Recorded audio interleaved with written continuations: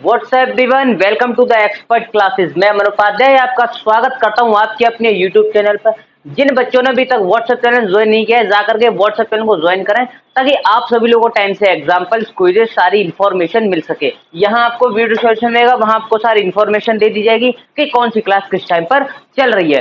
चलो भाई, क्लास 10 के स्टूडेंट ध्यान देंगे। हमने लास्ट क्लास में वन शॉट कंप्लीट किया था, जिसमें 1.2 और 1.3 हमने बहुत ही डिटेल में और बहुत ही इंपोर्टेंस के साथ में कंप्लीट कर ली थी। मैं उम्मीद करता हूं कि जिन बच्चों ने वो वन शॉट देखा था, एकदम क्लियर उनकी 1.2 और 1.3 क्लियर हो गई होगी। मेरे ख्याल से ज्यादातर बोर्ड के बच्चों में तो 1.2 और 1.3 ही आ रही है। ठीक है, यहाँ 1.1 और 1.4 कुछ जगहों पे कटी हुई है।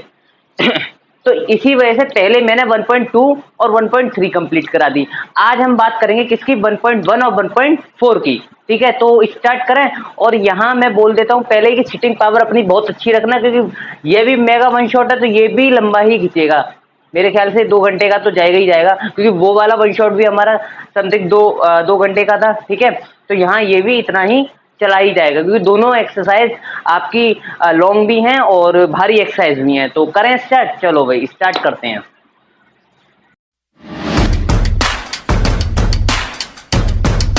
तो देखो, बात करेंगे किसकी। देखो, आपकी 1.1 में आपको 2 चीज, सबसे पहले तो आपको इन दोनों चीजों को क्लियर करना है कि दोनों चीजें कौन कौन सी हैं। पहला, एल्गोरिथम और प्रमेयिका। ठीक है, एल्गोरिथम और प्रमेयिका क्या है, पहले तो ये जानेंगे कि ये हमारी जो एल्गोरिथम और प्रमेयिका आपको दे रखी है क्या चीज है। बात करते हैं किसकी, एल्गोरिथम की। किसकी, एल्गोरिथम की। एल्गोरिथम क्या है, ध्यान से समझेंगे। सबसे बड़ी बात, पहले इसकी थ्योरी को पढ़ लो। क्या कह रहा है ये कि एल्गोरिथम जो है वो सुपरिभाषित चरणों की एक श्रृंखला रहती है। ठीक है, जो एक विशेष प्रकार की समस्या को हल करने की विधि या प्रक्रिया प्रदान करती है। कहने का मतलब ये है कि इसमें एक सुपरिभाषित चरण है और उसकी एक श्रृंखला दे रखी है, यानी कि चरण बाई चरण आपको कुछ दे रखा है जो कि आपकी समस्या को हल करने के लिए दे रखा है। मान के चलो, जैसे अगर आपको चाय बनानी है तो उसके लिए आपको क्या चरण अपनाने पड़ेंगे कि पहले पानी डालोगे, फिर पत्ती डालोगे, फिर उसे बॉईल करोगे, फिर चीनी डालोगे, फिर दूध डालोगे। ये आप क्या कर रहे हो, चरण बाई चरण ही तो कर रहे हो। तो ऐसे ही यहाँ पर आपकी समस्या को सॉल्व करने के लिए इसने कह रखा है कि सुपरिभाषित चरणों की एक श्रृंखला रहती है जो एक विशेष प्रकार की समस्या को हल करने की विधि, आप विधि प्रक्रिया ही तो करती हो ये कि पहले दूध डाला फिर चीनी डाली। मतलब आपके हिसाब से कि कोई पहले दूध डाल रहा है या फिर कोई पहले पानी डाल रहा है, तो पहले पानी डाला, फिर चाय पत्ती डाली, फिर उसके बाद में उसे बॉईल किया, बॉईल करके दूध डाला, दूध डाल के आपको जो भी डालना है अपने हिसाब से, इलायची वगैरह, चीनी वगैरह, जो भी आप मतलब अपने हिसाब से करते हो। तो यहाँ आप प्रक्रिया ही तो करते हो। तो ऐसे ही यहाँ ये एल्गोरिथम का करती है कि एल्गोरिथम क्या होती है, किसी भी चीज को हल करने के लिए एक सुपरिभाषित चरणों की एक श्रृंखला होती है। ये आपको याद रखना है। क्या है ये कि सुपरिभाषित चरणों की एक श्रृंखला होती है, ये आपको याद रखनी है। ठीक है, बात करते हैं किसकी, प्रमेयिका की, कि ये प्रमेयिका क्या है। देखो, प्रमेयिका क्या कह रहा है कि एक सिद्ध किया हुआ कथन होता है और इसे एक कथन को सिद्ध करने में प्रयोग किया जाता है। यानी कि प्रमेयिका क्या है, प्रमेयिका वो चीज है कि आपको एक कथन दे रखा है, आपको कुछ भी ऐसा दे रखा है जो सिद्ध किया हुआ है कि ये इस तरीके से आया। और ये किस काम आता है, ये इस काम आता है कि दूसरे कथन को सिद्ध करने में काम आता है। कहने का मतलब ये है कि अगर मैं प्रूफ हूं तो मैं दूसरे के काम आ रहा हूं उसको प्रूफ करने में, तो मैं कौन हूं, मैं प्रमेयिका हूं। ठीक है, तो प्रमेयिका क्या है, एक सिद्ध किया हुआ कथन होता है और इसे एक कथन को सिद्ध करने में प्रयोग करते हैं। ये बहुत ही इंपॉर्टेंट है। इन दोनों को आपको बहुत अच्छे से क्या कर लेना है, लर्न कर लेना है और सीख लेना है। बाकी मैं सिखा ही दूंगा अभी। ठीक है, जब लेक्चर स्टार्ट करेंगे अभी तो मैं आपको ये सिखा ही दूंगा, लेकिन इन चीजों को भूलना नहीं है। ये एल्गोरिथम और प्रमेयिका।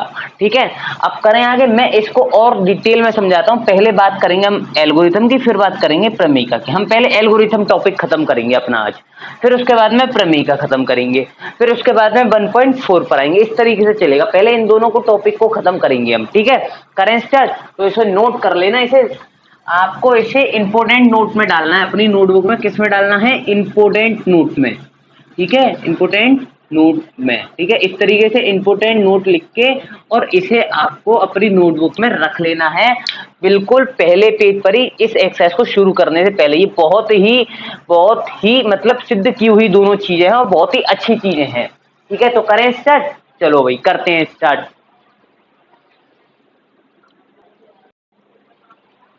हाँ भाई देखो, तो अब बात करेंगे किसकी हम, यूक्लिड विभाजन प्रमेय का क्या है। हमारी दो चीज थी, एल्गोरिथम प्रमेय का, तो बात करते हैं हम किसकी, यूक्लिड विभाजन प्रमेय का की। पहले देखो सुनो क्या कह रहा है, ये ध्यान से समझेंगे। पहले तो ये यूक्लिड विभाजन प्रमेय का में क्या लिखा हुआ है कि दिए गए दो धनात्मक पूर्णांक, यानी कि दो धनात्मक पूर्णांक है, यानी कि दो पॉजिटिव इंटीजर्स हैं ए और बी के लिए ऐसी अद्वितीय पूर्ण संख्या, अद्वितीय मतलब सिंगल, जो कि अद्वितीय दूसरी ना हो, ठीक है, अद्वितीय पूर्ण संख्याएं Q और R विद्यमान है कि A equals to b q plus r, और यहां दे रखा है आपको 0, ठीक है, ग्रेटर देन या equals to R greater than B। अब ये क्या है मैं आपको समझाता हूँ, ध्यान से समझना। देखो सुनो, मान के चलो जैसे कि दो धनात्मक पूर्णांक A और B और अद्वितीय पूर्ण संख्या Q और R। पहले तो मैं ये आपको बताता हूँ कि सर ये A, B, Q और R ये क्या चीज है। देखो ध्यान से समझेंगे सभी लोग, सामने बिल्कुल कंसंट्रेट होकर के देखो, एक बार में समझ में आ जाएगा। बात करते हैं, देखो एक चीज देखो, जैसे 4 है, 4 से मैं डिवाइड दे रहा हूँ 14 में, तो 4 तिया 12, ठीक है, क्या बचा, 2 बचा हमारा, यहाँ 2 बचा। अब एक चीज बताओ, आपको ये पता है कि ये क्या होता है, मतलब जिससे हम भाग देते हैं, जिसमें हम भाग देते हैं वो क्या होता है, और जो हमारा भाग निकल के आता है वो क्या होता है, बचा हुआ क्या होता है, ये किसी को पता है। मैं दावे के साथ कह सकता हूँ कि 50% बच्चों को नहीं पता होता कि ये क्या क्या है ना। बात करेंगे, देखो सुनो ध्यान से समझेंगे सभी लोग, है ना, और सामने बिल्कुल कंसंट्रेट होकर के देखेंगे। जिससे हम भाग देते हैं, जिससे हम भाग देते हैं, ये क्या है हमारा, ये है हमारा भाज्य, क्या है, भाज्य, ठीक है। जिसमें हम भाग देते हैं वो क्या है हमारा, भाजक, क्या है, भाजक। दिख रहा है ना आप सभी लोगों को, ठीक है। और जो हमारा निकल के आता है, यानी भाग देने पर जो हमें फल मिला, जो हमें इस प्रक्रिया को करने पर ये फल मिला, इसे हम बोलते हैं भागफल। क्या मिला, भागफल। और इस भागफल को निकलने के बाद में जो हमारे को बचता है वो होता है हमारा शेषफल। बचा हुआ क्या होता है, शेषफल। अब ये सर ए बी क्यू और आर क्या है, हाँ ये ए बी और क्यू आर क्या है मैं आपको बताता हूँ। देखो ए इक्वल्स टू है हमारा, ध्यान से देखेंगे, पहले 14 की बात करें, 14 हमारा क्या है, भाजक, क्या है, भाजक, ठीक है, और इसी को हम ए बोलते हैं। चलो सर 4 क्या है हमारा, 4 है हमारा भाज्य, क्या है, भाज्य, और इसी को हम बी बोलते हैं। 3 क्या है हमारा, भागफल, क्या है, भागफल, और इसी को हम क्यू बोलते हैं। और ये बचा हुआ 2 क्या है हमारा, शेषफल, क्या है, शेषफल, और यही हमारा आर। तो इस चीज को, यानी कि ये जो प्रक्रिया मैंने करी है, ध्यान से समझेंगे, ये जो प्रक्रिया मैंने करी है इसको इस फॉर्मेट में लिखने को क्या बोलते हैं, यूक्लिड विभाजन प्रमेय का। सीधा सीधा आप सीधा सीधा समझ लो क्या, कि ये चीज जो आपकी लिखी हुई है ये, यही आपकी क्या है, प्रमेय का। बस ये देखो, ये तो आपको हिंदी में उसने बता रखा है ना, लेकिन ये चीज आपकी क्या है, प्रमेय का। बात करेंगे सर ये क्या चीज है, ये जो लिख रहा है आपका 0 greater than equals to r greater than b, ये क्या है। देखो ये कह रहा है कि जो आर है, ये जो हमारा शेषफल है, ये या तो 0 होना चाहिए या 0 से बड़ा होना चाहिए, और ऐसा ही होता है यहाँ, या तो 0 आता है या 0 से कुछ बढ़ के ही आएगा ना। लेकिन कंडीशन क्या है, इतना भी ना बढ़ जाए कि ये भागफल से ऊपर निकल जाए, ये भागफल से छोटा ही होना चाहिए, क्योंकि ये बची हुई चीज शेषफल हमेशा छोटी होती है भागफल से। ऐसा नहीं है कि यहाँ ये 0 ना होकर के 4 हो जाए, 4 नहीं होगा, क्योंकि यहाँ भागफल जो है 3 है, 3 से छोटा ही रहेगा, 1 आ जाएगा, 1.5 आ जाएगा, मतलब कहने का मतलब ये है कि ये 20 से छोटा ही होना चाहिए। तो यही इसने यहाँ कह रखा है कि 0 से बड़ा होना चाहिए या बराबर और b से छोटा होना चाहिए, यानी कि 20 से बड़ा होना चाहिए। और यही हमारा ये चीज है कि ये हमारा b से छोटा है। ये चीज समझ गए ध्यान से? मेरे ख्याल से यहाँ तक किसी को कोई परेशानी नहीं आनी चाहिए। अब हमने यहाँ देख लिया यूक्लिड विभाजन प्रमेयिका क्या होती है। बात करेंगे यूक्लिड विभाजन एल्गोरिथम क्या होता है। तो इसे अच्छी तरीके से बिल्कुल सीक्वेंस के साथ में नोट कर लो। और हाँ, ये चीज लिखी कैसे जाती है, इस फॉर्मेट को, इस प्रक्रिया को इस फॉर्मेट में लिखने को यूक्लिड विभाजन प्रमेयिका कहते हैं। तो सर ये लिखी कैसे जाएगी? देखो, लिखी ये ऐसे जाएगी कि a हमारा है 14 इक्वल्स टू b हमारा है 4 और q हमारा है 3 प्लस r क्या है हमारा 2। तो मैं इस 14 को 4 इंटू 3 प्लस 2 लिख सकता हूँ। कैसे? देखो, 4 थिया 12 plus 2 equals to 14, LHS into RHS equals to RHS। ये चीज आपको करनी नहीं है, ये चीज मैंने सिर्फ आपको बताई है कि इस चीज को हम इस फॉर्मेट में लिख सकते हैं। तो यही एक तरह दे रखा है a equals to b q plus r, b q के बीच में इंटू का साइन है, ठीक है। तो यहां तक क्लियर है? नोट कर लो इसे, मैं आगे कराता हूं।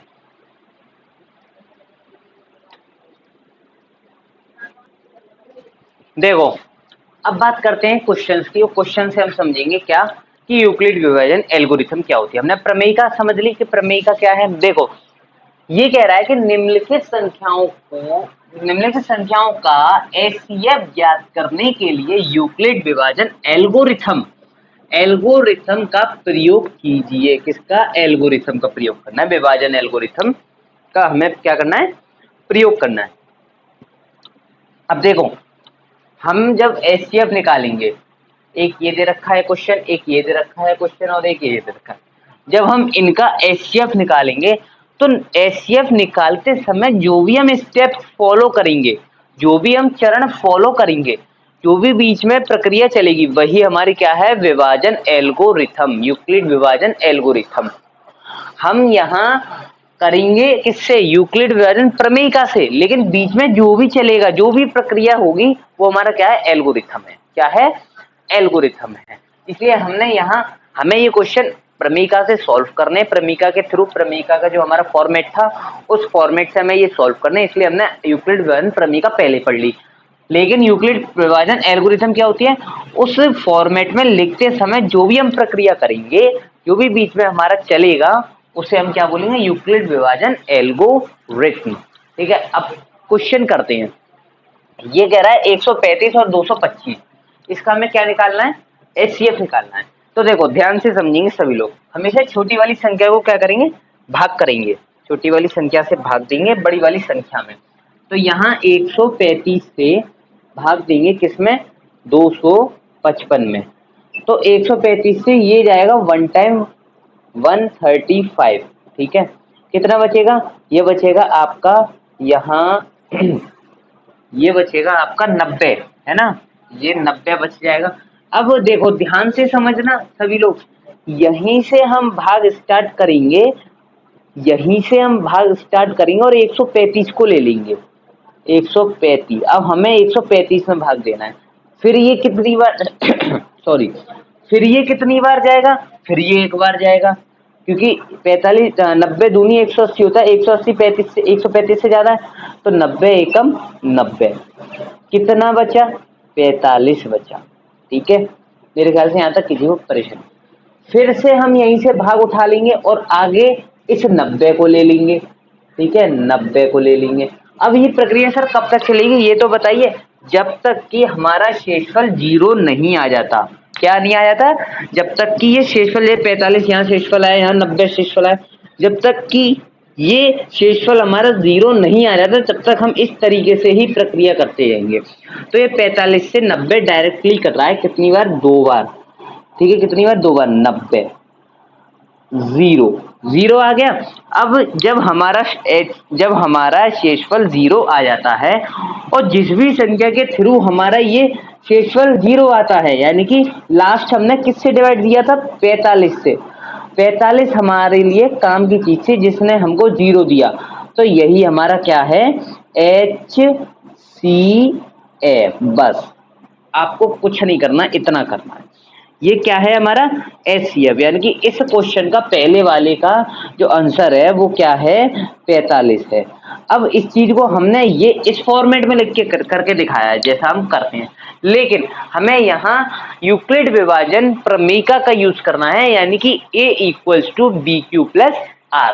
तो यहाँ देखेंगे a equals to b q plus r कैसे हमें यहाँ सॉल्व करनी है। ठीक है, a equals to b into q plus r, यही तो है। तो यहाँ देखो पहले वाले डिवीजन में हमारा जो a है वो क्या है 255 है।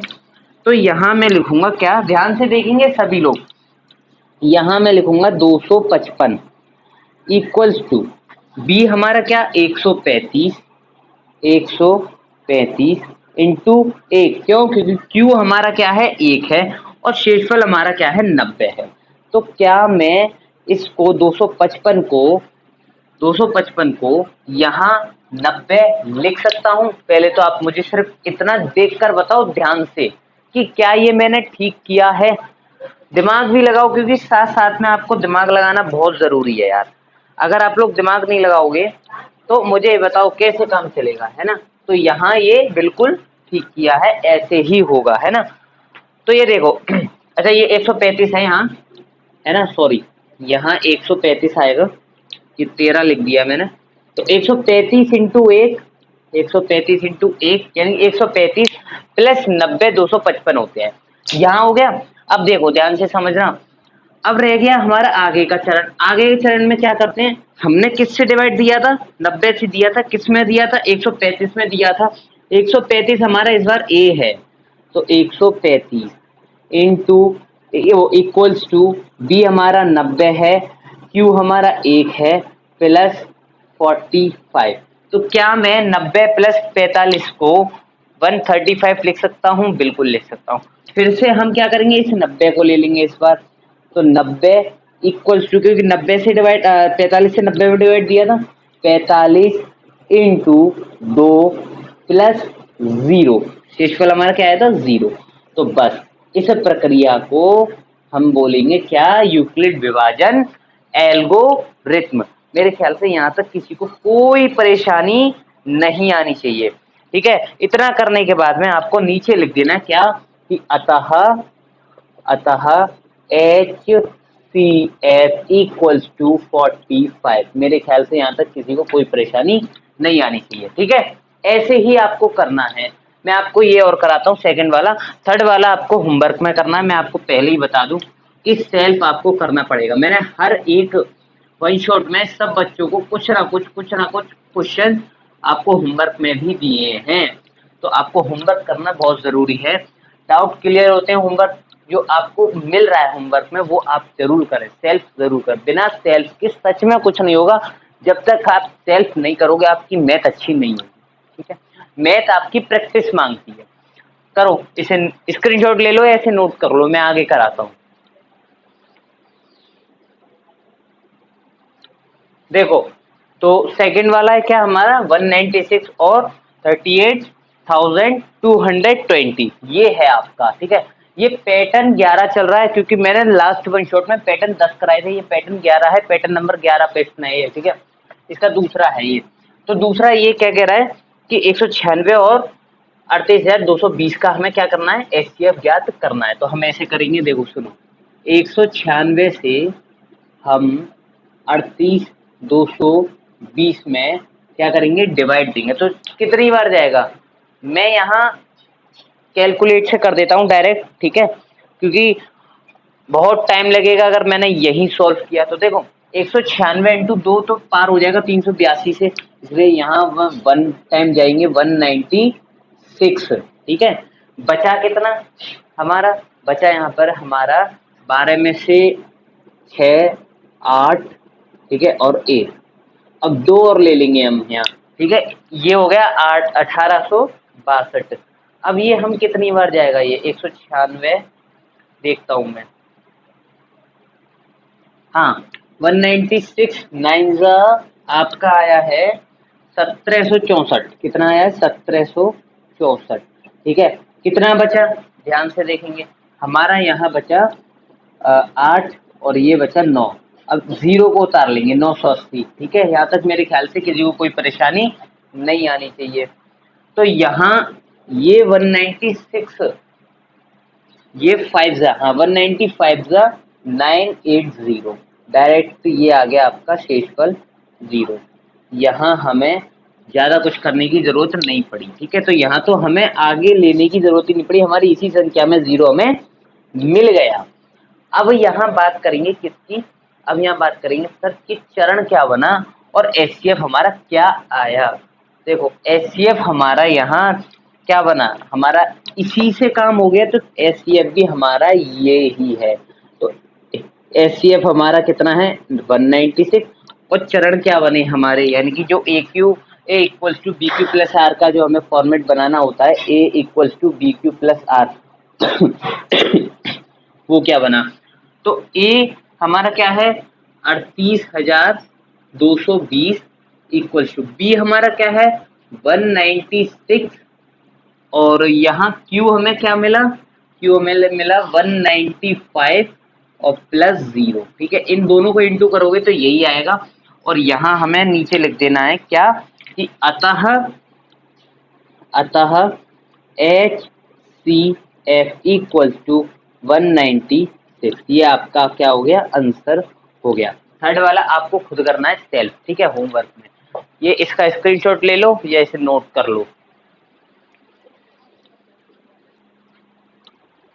देखो पैटर्न नंबर 12 की बात करते हैं। पैटर्न नंबर 12 आ गया आपका। ठीक है, और बहुत ही इंटरेस्टिंग टॉपिक है, आप लोग समझोगे तो बहुत ही अच्छा लगेगा आपको इसे समझने में। ठीक है, क्वेश्चन क्या कह रहा है, ध्यान से समझेंगे, पहले क्वेश्चन को पढ़ो। क्वेश्चन क्या कह रहा है, दर्शाइए कि प्रत्येक धनात्मक संपूर्णांक, हमें क्या दर्शाना है, हमें क्या सिद्ध करना है।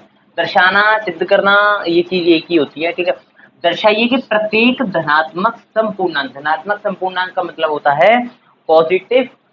ठीक है, धनात्मक संपूर्णांक इंटीजर्स, मतलब कहने का मतलब ये है धनात्मक संपूर्णांक 0, 2, 4, 6, 8, 10 ये धनात्मक संपूर्णांक होते हैं हमारे। ठीक है, धनात्मक संपूर्णांक 2q के रूप का होता है। ठीक है, तथा प्रत्येक धनात्मक विषम पूर्णांक यानी कि 1, 3, 5, 7, 9 इस तरीके से प्रत्येक विषम पूर्णांक 2q प्लस 1 के रूप का होता है। मैं आपको पहले दिखा देता हूँ रफली करके कि ये कहना क्या चाह रहा है। एक बात बताओ, मान के चलो जैसे 2q है, क्या है 2q, और एक है क्या 2q प्लस 1, क्या है 2q प्लस 1। ठीक है, ये है। तो एक बात बताओ, मैं q कुछ भी ले लूं, मान के चलो कुछ भी ले लूं जो मेरे मन में आ रहा है, 1, 2, 3, 4, 5, 6, 7, 8 या कुछ भी XYZ, मैं किसी भी विषम पूर्णांक में या किसी भी विषम संख्या में या किसी भी सम संख्या में 2 का गुणा करूंगा तो वो हमेशा मुझे सम ही मिलेगी। कैसे, देखो ध्यान से, मैं यहाँ देखो मैं यहाँ q इक्वल्स टू 1 ले लेता हूँ। ठीक है, अब दोनों कंडीशन में देखेंगे हमें दोनों कंडीशन में मिलता क्या है। अगर मैंने q इक्वल्स टू 1 ले लिया तो मुझे यहाँ 2 इंटू 1 इक्वल्स टू क्या मिलेगा 2 मिलेगा, और मैं यहाँ देखूँ 2 इंटू 1 प्लस 1, तो 2 एकम 2, 2 और 1 3, तो ये मुझे विषम मिला, ये मुझे सम मिला। और वो यही कह रहा है कि प्रत्येक धनात्मक संपूर्णांक 2q के रूप का होगा और प्रत्येक विषम पूर्णांक हमारा 2q प्लस 1 के रूप का होगा। अगर मैं यहाँ, चलो मैंने यहाँ 3 लूँ, जैसे मैं यहाँ 3 ले लेता हूँ, क्या ले लेता हूँ 3 ले लेता हूँ, तो q इक्वल्स टू मैंने 3 ले लिया तो मुझे क्या मिलेगा वहाँ, देखो 2 इंटू 3 इक्वल्स टू 6। ठीक है, और 2 इंटू 3 प्लस 1 इक्वल्स टू 7। अगर मैं यहाँ q इक्वल्स टू मान के चलो 11 ले लूं, ठीक है, तो 11 दूनी 22 होते हैं, तो 22 हमारा क्या है सम है, और यहाँ 11 दूनी 22 और 1 23, 23 हमारा क्या है विषम है। तो ये यही चीज समझाना चाह रहा है क्या कि प्रत्येक धनात्मक पूर्णांक 2q के रूप का होगा और प्रत्येक धनात्मक विषम पूर्णांक आपका 2q प्लस 1 के रूप का होगा। मेरे ख्याल से यहाँ तक किसी को कोई परेशानी नहीं आनी चाहिए। ठीक है, अब बात करते हैं इस क्वेश्चन को करेंगे कैसे। ध्यान से देखेंगे सभी लोग, अगर सामने कॉन्सेंट्रेट होकर देखोगे तो समझ आ जाएगा कि ये करना कैसे है सवाल। आपने कंसेप्ट समझ लिया, वो रफ वर्क है, आपको यहाँ से स्टार्ट करना है। देखो इस चीज को आपको लिखना है हर एक क्वेश्चन में, क्योंकि क्योंकि ये यूक्लिड विभाजन प्रमेयिका का क्या है, थ्योरम है, और इस चीज को यहाँ लिख कर आओगे एग्जाम में तो बहुत ही अच्छे मार्क्स मिलेंगे, क्योंकि ये चीज दर्शाती है कि यहाँ आप चीज को बताना चाह रहे हो, खुल के बताना चाह रहे हो, और जितना आप सवाल को खोल करके दिखाओगे उतना ही आपको एग्जामिनर नंबर देगा। ठीक है, तो यहाँ देखते हैं यूक्लिड विभाजन प्रमेयिका से दिए गए दो धनात्मक पूर्णांकों a और b के लिए ऐसी अद्वितीय पूर्ण संख्याएं q और r विद्यमान है कि a equals to b q plus r 0 greater than या equals to r greater than b, ये आपको लिखना है। इसे लिखने के बाद में आपको क्या करना है कि यहाँ एक चीज बताओ, यहाँ मैं b क्या लूं, हमें यहाँ b को पकड़ना है, क्योंकि q तो हमें उसने यहाँ दे रखा है ना। यहाँ हमें क्या देना है, हमें यहाँ b पता करना है कि हमारा b क्या है। अब आप एक बात बताओ, ध्यान से समझना सभी लोग, कि ये जो 2q है, ठीक है, ध्यान से देखेंगे, ये जो आपका क्या है 2q, और ये जो आपका क्या है 2q प्लस 1, ये किस रूप का दिख रहा है, ये दिख रहा है मुझे bq प्लस r के रूप का, और ये भी मुझे bq प्लस r के रूप का दिख रहा है। क्यों? क्योंकि यहाँ r जो है ना वो आपका 0 है, अगर कुछ नहीं है तो मैं यहाँ 0 मान लूंगा। मेरे ख्याल से यहाँ तक किसी को कोई परेशानी नहीं आनी चाहिए, क्योंकि मैंने यहाँ r 0 मान लिया तो मुझे ये भी फॉर्मेट bq प्लस r का मिल गया, और यहाँ 1 ऑलरेडी उसने दे रखा है तो ये भी मुझे bq प्लस r का मिल गया। तो मेरे ख्याल से यहाँ तक किसी को कोई परेशानी नहीं है। अगर इस तरीके से मैं देखूं तो मेरा यहाँ क्वेश्चन में b क्या है, b हमारा क्या होता है, q का गुणांक होता है, जो q के साथ है वो हमारा b है, तो q के साथ यहाँ 2 है, q के साथ यहाँ 2 है, तो b हमारा क्या है 2 है। यहाँ तक क्लियर है? अगर b आपका 2 है तो आपके केस 2 ही बनेंगे, अगर b आपका 4 आता है तो केस आपके 4 बनेंगे, यानी कि यहाँ ये जो r है ना, यहाँ ये जो r है वो 2 बनेंगे, है ना, या तो 0 या 1। क्यों? क्योंकि b से तो छोटा ही लेना, b हमारा क्या मिला 2 मिला ना। याद रखेंगे यहाँ b अगर 2 मिलता है तो r के 2 केस बनेंगे, कौन कौन से, 1 और 0। अगर b हमारा यहाँ 3 मिलता है तो r के कितने केस बनेंगे, 3 बनेंगे, 0 1 और 2। 3 से तो छोटा ही रखना है, क्योंकि यहाँ इसने बोल रखा है कि b से छोटा होता है क्या, r होता है। अगर b हमारा यहाँ 4 मिलता है तो 0 1 2 और 3, यहाँ आपके 4 केस बनेंगे। इस तरीके से आपका चलता है यहाँ पर पे। मेरे ख्याल से यहाँ तक किसी को कोई परेशानी नहीं आनी चाहिए। ठीक है, तो मैं इसे रफ कर देता हूँ, ये पूरा रफी आपको समझाने के लिए। अब क्वेश्चन हमें कैसे करना है वो मैं आपको बताऊंगा। ठीक है, इसे रफ कर रहा हूं मैं, आगे कराऊंगा, 1 सेकंड। देखो भाई, पैटर्न नंबर 12 में आपका ये क्वेश्चन है। ठीक है, मैंने आपको रफ में बता ही दिया, अब मैं इसे आपको बिल्कुल फेयर बताता हूँ कि फेयर में आपको कैसे करना है। ठीक है, देखो a equals to b q plus r के फॉर्म में आपको पहले ये लिखना है। अब लिखना कैसे है, हमने b क्या लिया, हमने यहाँ b क्या लिया, b हमने लिया 2। क्यों लिया? क्योंकि इसने दे रखा है, हमें खुद सामने स्पष्ट है कि b हमारा 2 है, क्योंकि b होता है हमारा q का गुणांक, और यहाँ q का गुणांक है 2, और यहाँ भी हमारा q का गुणांक क्या है 2। तो यहाँ b बराबर b इक्वल्स टू 2 लेने पर एक चीज कंडीशन बनती है। क्या कंडीशन बनती है? जो कि मैं आपको बता चुका हूँ, क्या कि a equals to 2q plus r, ये हमारा बनेगा b की वैल्यू लगा करके, ये हमारा क्या बनेगा a equals to 2q plus r। अब एक चीज बताओ, जब यहाँ 0, जब यहाँ b है तो यहाँ ये बनेगा r, और ये आपका 2, और इसका मतलब क्या है, r की कितनी कंडीशन बनेंगी, r की कंडीशन बनेंगी 2। कौन कौन सी, 0 और 1। क्यों बनेंगी? मैं आपको बता चुका हूं कि r जो है वो b से तो छोटा ही होता है, और b हमारा क्या है 2, और 2 से हमें छोटा, हमें 2 ही संख्या मिल रही है, कौन कौन सी, 0 और 1, यानी कि शेषफल जो हमारा मिलेगा वो मिलेगा हमारा 0 और 1। ठीक है, तो यहाँ केस से 2 बनेंगे, एक तो हम लेंगे r बराबर 0 लेने पर, और एक लेंगे r बराबर 1 लेने पर। ठीक है, तो यह बात करते हैं पहले किसकी, केस फर्स्ट की। केस फर्स्ट आपको कहाँ से सॉल्व करना है मैं आपको बता देता हूँ। देखो ध्यान से देखेंगे सभी लोग, ठीक है। बहुत ही इंटरेस्टिंग टॉपिक है और बहुत ही अच्छा टॉपिक है, ठीक है। तो यहाँ केस फर्स्ट की बात करूं मैं, जैसे दिख रहा है ना सभी लोगों को, यहाँ केस फर्स्ट में डाल देता हूँ, हाईलाइट कर देता हूँ रेड से, ताकि आपको पता चल जाए कि केस फर्स्ट कहाँ से स्टार्ट है। केस फर्स्ट दिख रहा है सभी को, ठीक है। केस फर्स्ट, केस फर्स्ट में हमने क्या किया कि r बराबर 0 हो तो क्या करेंगे, हम यहाँ लिखेंगे, और ये हमारा क्या है, ये हमारा समीकरण नंबर 1 मान लो इसे, ठीक है। तो r बराबर 0 हम पहले लेंगे, r बराबर 0 हो तो, r बराबर 0 हो तो समीकरण नंबर 1 से करेंगे। किससे? समीकरण नंबर 1 से क्या मिलता है हमें, समीकरण नंबर 1 से क्या मिलेगा हमें, समीकरण नंबर 1 से मिलेगा 2a equals to q plus 0। R की वैल्यू क्या है, आर की वैल्यू हमारी यहाँ 0, तो हमें a बराबर क्या मिल जाएगा, a बराबर मिल जाएगा हमें 2q। अब a बराबर हमें क्या मिला, 2q मिल गया, ठीक है। तो यहाँ मैं कह सकता हूँ क्या, ध्यान से देखेंगे, यहाँ मैं कह सकता हूँ क्योंकि 2q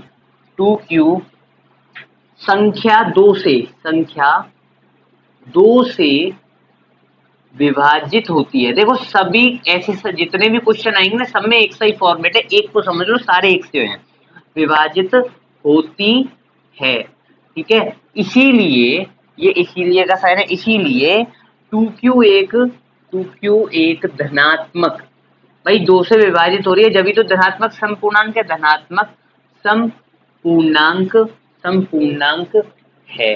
हमें यही सिद्ध करना था कि 2q धनात्मक समपूर्णांक के रूप का होता है। अब हमारा केस सेकंड बनेगा किसके लिए, आपके धनात्मक विषम पूर्णांक के लिए। किसके लिए? धनात्मक विषम पूर्णांक के लिए। तो यहाँ मैं डाल देता हूँ केस सेकंड, ठीक है।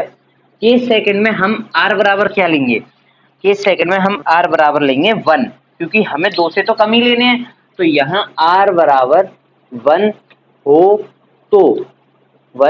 तो समीकरण नंबर 1 से उसी की तरह करेंगे सेम, समीकरण नंबर 1 से क्या कि a equals to 2q plus 1, ये हमारा बनेगा r बराबर 1 हो तो। और यहाँ हमारा a क्या है, 2q प्लस 1, तो हम यहाँ लिखेंगे क्या कि क्योंकि 2q प्लस 1 संख्या 2 से विभाजित नहीं होती। क्यों नहीं होती, संख्या 2 से विभाजित नहीं होती, क्योंकि यहाँ मैं q कुछ भी ले लूं मेरे को विषम मिलेगा, विषम संख्या हमेशा 2 से पूरी नहीं कटती हैं। तो यहाँ 2q प्लस 1 संख्या 2 से विभाजित नहीं होती, इसीलिए 2q प्लस 1 एक धनात्मक विषम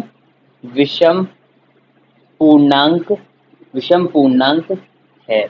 और यही हमें क्या करना था, सिद्ध करना था, बस इतना ही है और कुछ भी नहीं है। आपको हर क्वेश्चन में इस तरीके से ही लिखना है।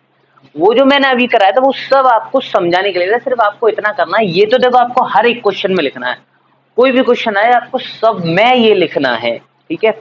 इसलिए मैं ऐसे इरेज नहीं करूंगा, मैं सिर्फ ये मिटाल रहा हूँ और क्वेश्चन मिटाल रहा हूँ। क्वेश्चन आपका शुरुआत यही से होगा, इसको आपको हर एक फॉर्मेट में लिखना है, हर एक क्वेश्चन में लिखना है, ठीक है। तो केस फर्स्ट मेरे ख्याल से समझ में आ गया, केस सेकंड आपको समझ में आ गया। अगर यहाँ हमारा r बराबर, यहाँ हमारा b बराबर 3 होता ना, तो हमारे केस 3 बनते, 1 2 0 1 2, ठीक है। देखो आगे आपको पता चल जाएगा कैसे मैं समझाना चाह रहा हूँ आपको। देखो क्वेश्चन है आपका ये वाला, ठीक है, ऐसे ध्यान से समझेंगे। क्या कह रहा है ये कि दर्शाइए कि एक धनात्मक विषम पूर्णांक, सही है, धनात्मक विषम पूर्णांक कह रहा है ये, और ये कह रहा है कि धनात्मक विषम पूर्णांक 4q प्लस 1 और 4q प्लस 3 होता है, ठीक है। जहां q कोई पूर्णांक है, q आपका क्या है, इंटीजर है, ठीक है। ध्यान से समझेंगे, ये यहाँ 4q प्लस 1। अब मुझे एक बात बताओ, या मैं q कुछ भी ले लूं, 2 ले लूं 3 ले लूं, उसमें प्लस 1 कर दूं, तो आप मुझे एक बात बताओ कि वो मुझे विषम ही मिलेगा। क्यों मिलेगा?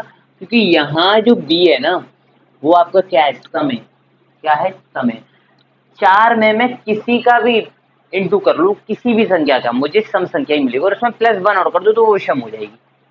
सम में +1 करने पर विषम हो जाते हैं, ये आपको अच्छे से पता होगी। या 3 सम में कोई भी विषम संख्या प्लस करने पर वो विषम बन जाती है। ठीक है, तो देखो कैसे करोगे। जो मैंने अभी यहाँ पर लिखा था यूक्लिड वाला, वो आपको हर एक क्वेश्चन लिखना, उसे लिखने के बाद में क्या करना है वो मैं आपको बता रहा हूँ।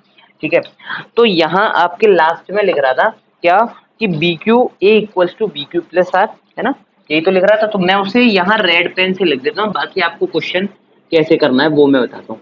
A equals to b q plus r, ठीक है, और यहाँ लिख रहा था 0 greater than equals to r greater than b, ये आपको लिख रहा था। इससे ऊपर जो थ्योरी थी ना वो भी आपको लिखनी है, वो मैंने यहाँ नहीं लिखी। क्यों? क्योंकि कभी कभी क्या होता है कि क्वेश्चंस में 4 केस बनते हैं, और जब 4 केस बनते हैं तो वो स्पेस नहीं रहता है बोर्ड पे, तो वो बार बार मेरे को रफ करना पड़ेगा, और रफ करने में आपको पता है कि टाइम वेस्ट होता है, इस वजह से।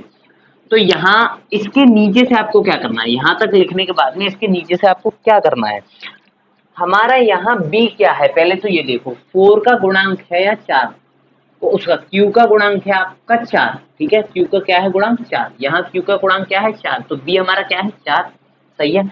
तो यहाँ b इक्वल्स टू 4 लेने पर यहाँ से लिखूंगा मैं b इक्वल्स टू 4, क्या मिलेगा मुझे, a equals to 4q plus r, यही मिलेगा मुझे, क्लियर है। और मैं इसके थ्रू देखूं तो मुझे ये मिलेगा 0 ग्रेटर देन आर, है ना, और ये यहाँ b आपका क्या है 4, r जो है b से छोटा ही होना चाहिए। तो कितने केस बनेंगे हमारे r में बनेंगे हमारे अब 4 केस, 0 1 2 और 3, ठीक है। मैंने बोला ना कि 4 केस बनते हैं तो फिर वो स्पेस नहीं रहता है कराने के लिए, इस वजह से। तो यहाँ 4 केस बनने, अब हमें केस कितने लगाने हैं, यहाँ 4 केस लगाने हैं। ध्यान से देखते जाएंगे सभी लोग, बिल्कुल कॉन्सेंट्रेट होकर के। मैं ब्लू पेन से सारे केसेस आपको सॉल्व कराता हूँ, ठीक है। तो केस फर्स्ट, यहाँ से देखो केस फर्स्ट की बात करते हैं हम। केस फर्स्ट में मैं अगर r बराबर 0 लेता हूँ, ठीक है, r बराबर 0 लेता हूँ, और सुनो ये हमेशा आपका समीकरण नंबर 1 रहेगा, ठीक है। तो मैं यहाँ r बराबर 0 लेता हूँ, r बराबर 0 हो तो क्या करेंगे, समीकरण नंबर 1 से, किससे, समीकरण नंबर 1 से। समीकरण नंबर 1 से मुझे क्या मिलेगा, a equals to 4q plus 0, 4q plus 0। मेरे ख्याल से यहाँ तक किसी को कोई परेशानी नहीं आनी चाहिए। तो यहाँ a मुझे क्या मिल जाएगा, 4q मिल जाएगा, 4q मिल गया मुझे, ये मिल गया a, ठीक है। मैं यहाँ लिखूंगा 4q, क्योंकि 4q संख्या 2 से क्या होती है, 2 से विभाजित होती है। क्या होती है, संख्या 2 से विभाजित होती है, इसीलिए 4q एक धनात्मक सम पूर्णांक है। मेरे ख्याल से यहाँ तक किसी को कोई परेशानी नहीं आनी चाहिए। केस सेकंड की बात करूं मैं यहाँ, अब ये हमारा केस फर्स्ट हो गया, केस सेकंड स्टार्ट होता है यहाँ से, मेरे ख्याल से दिख रहा होगा सभी को। केस सेकंड में r बराबर 1 रखेंगे, क्या रखेंगे, r बराबर 1 रखेंगे। यहाँ r बराबर 1 हो तो, ठीक है, दिख रहा है ना यहाँ तक सभी को। नीचे एक लाइन और लिख देता हूँ, फिर मैं ऊपर से स्टार्ट करूंगा। r बराबर 1 लेने के बाद में नीचे लिखेंगे समीकरण नंबर 1 से, किससे, समीकरण नंबर 1 से। समीकरण नंबर 1 से मुझे मिलेगा a equals to 4q plus 1, ठीक है, 4q प्लस 1 मिल गया। अब यहाँ मेरा a क्या मिला मुझे, a मुझे मिला 4q प्लस 1, तो मैं यहाँ डायरेक्टली लिख दूंगा क्या कि 4q प्लस 1 2 से विभाजित नहीं होती, ठीक है, इस तरीके से यहाँ मैं, हाँ ठीक है। तो यहाँ लिखेंगे हम क्या, कि 4q प्लस 1 संख्या 2 से विभाजित नहीं होती है। या चूकी का निशान लगाएंगे, ठीक है। यहाँ इसीलिए 4q प्लस 1 एक धनात्मक विषम पूर्णांक है। मेरे ख्याल से यहाँ तक किसी को कोई परेशानी, फटाफट बताओ कमेंट में। नहीं है, ठीक है। यहाँ तक किसी को कोई परेशानी नहीं आएगी और आएगी भी नहीं। अब केस सेकंड आएगा। देखो हमने ये तो सिद्ध कर लिया 4q प्लस 1 एक धनात्मक विषम पूर्णांक है, इसमें ये बोलता है। यहाँ ये रह गया 4q प्लस 2, 4q प्लस 3 आपको और करना है। तो पहले हम केस थर्ड को सॉल्व करेंगे। केस थर्ड में हमें इस बार आर क्या लेना है, 2 ही तो लेना है। आर क्या लेना है, 2 लेना है। तो यहाँ आर बराबर 2 लेने पर, या फिर आर बराबर 2 हो तो, ठीक है, ऐसे लिखोगे। समीकरण नंबर 1 से हमें क्या मिलेगा, a equals to 4q plus 2, ठीक है। यहाँ तक मेरे ख्याल से किसी को कोई परेशानी नहीं आनी चाहिए। अब यहाँ मैं क्या करूंगा, 2 को कॉमन ले लूंगा। मुझे a क्या मिलेगा, 2 इंटू 2q प्लस 1। यहाँ मैं कह सकता हूँ क्या, मैं यहाँ कहूंगा कि क्योंकि 4q प्लस 1 संख्या 2 से विभाजित होती है, इसीलिए 4q प्लस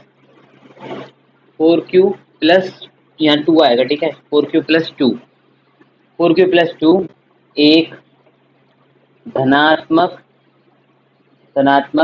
सम पूर्णांक है। मेरे ख्याल से यहाँ तक किसी को कोई परेशानी नहीं आनी चाहिए। बात करेंगे केस फोर्थ की। किसकी, केस फोर्थ में क्या होगा कि आर बराबर आप क्या लोगे इस बार, आर बराबर आप लोगे, यहाँ आपने 0 लिया, 1 लिया, 2 लिया, अब लोगे आप आर बराबर 3। क्या लोगे, आर बराबर 3 हो तो ध्यान से देखना सभी लोग, ठीक है। तो यहाँ आर बराबर समीकरण नंबर 1 से देखेंगे, समीकरण नंबर 1 से, ठीक है। समीकरण नंबर 1 से क्या होगा कि a equals to 4q plus 3 आ जाएगा, सही है। मेरे ख्याल से यहाँ तक किसी को कोई परेशानी नहीं आनी चाहिए। बस अब आप क्या लिखोगे, मेरे को एक बताओ, ये 2 से विभाजित तो होगा नहीं क्योंकि इसमें विषम संख्या प्लस हो गई, तो डायरेक्ट लिख दोगे क्या कि 4q, क्योंकि 4q प्लस 3 संख्या 2 से विभाजित नहीं होती है, इसीलिए 4q प्लस 3 एक धनात्मक विषम पूर्णांक है। मेरे ख्याल से किसी को इस क्वेश्चन में कोई परेशानी नहीं आनी चाहिए, ठीक है। बहुत ही अच्छी तरीके से हमने इसके चारों केस सॉल्व कर लिए, case first, case second, case third और केस फोर्थ। हमें इन केस को सॉल्व करने से क्या मिला कि हमारा केस फर्स्ट में हमें ये पता चल गया, केस सेकंड में हमें ये पता चल गया कि हमारा 4q प्लस 1 धनात्मक विषम पूर्णांक है, और केस फोर्थ में हमें ये पता चल गया कि हमारा जो केस 4q प्लस 3 हमारा क्या है, विषम धनात्मक, ठीक है। यहाँ तक किसी को कोई परेशानी नहीं। इसे नोट कर लो या इसका स्क्रीनशॉट ले लो, मैं आगे कराता हूँ।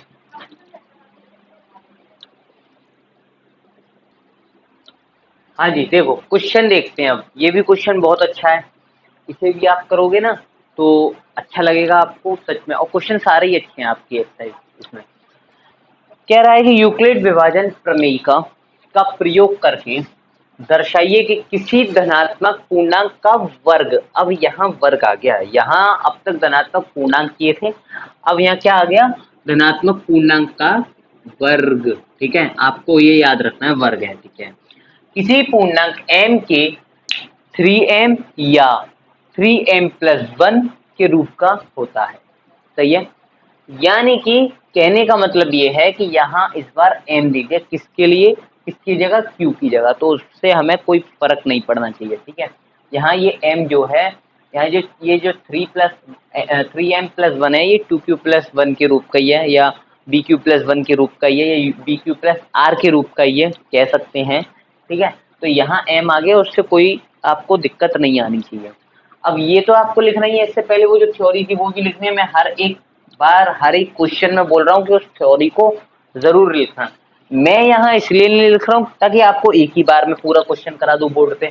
अगर मैं उसको यहाँ लिखूंगा तो आधी जगह तो वही गिर लेगी। उसके बाद नीचे से स्टार्ट करूंगा तो आपके केस फोर्थ तक नहीं पहुंच पाओगे आप। केस सेकंड ही आपका खत्म हो, फिर उसे रफ करो, नेक्स्ट पेज पे कराओ। इसलिए उससे क्या होता है कि आपका कंसंट्रेट टूटता है, और मैं नहीं चाहता कि आपका कंसंट्रेट टूटे। आप एक ही बार में पूरा सवाल को देख लो, ठीक है। तो देखो, हमें क्या करना है कि यहाँ सबसे पहले हमें क्या पहचानना है कि हमें बी क्या लेना है। बी हमारा क्या है, 3 है। बी क्या है हमारा, 3 है। तो यहाँ से स्टार्ट करेंगे क्या कि b इक्वल्स टू 3, ठीक है। क्या मिलेगा हमें b इक्वल्स टू 3 पर, b इक्वल्स टू 3 पे हमें मिलेगा कि a इक्वल्स टू 3q+r, ठीक है। यहाँ हमें क्या मिलेगा, यहाँ मिलेगा 0 0, और ये यहाँ r ग्रेटर देन 3, ठीक है। अब सबसे पहले तो आप मुझे ये बताओ कि यहाँ केस क्या कितने बनेंगे। केस बनेंगे हमारे यहाँ 3, कौन कौन से। r बराबर कितना कितना लेना है हमें, r बराबर लेना है हमें एक बार 0, एक बार लेना है 1, एक बार लेना है 2, ठीक है। तो हमारे केस आपके बनेंगे आपके 3, ठीक है। और ये हमारा क्या हो गया, ये हो गया हमारा समीकरण नंबर 1। केस फर्स्ट आपको क्या करना है, केस फर्स्ट, ठीक है। समझ गए। केस फर्स्ट स्टार्ट करता हूं मैं यहाँ से।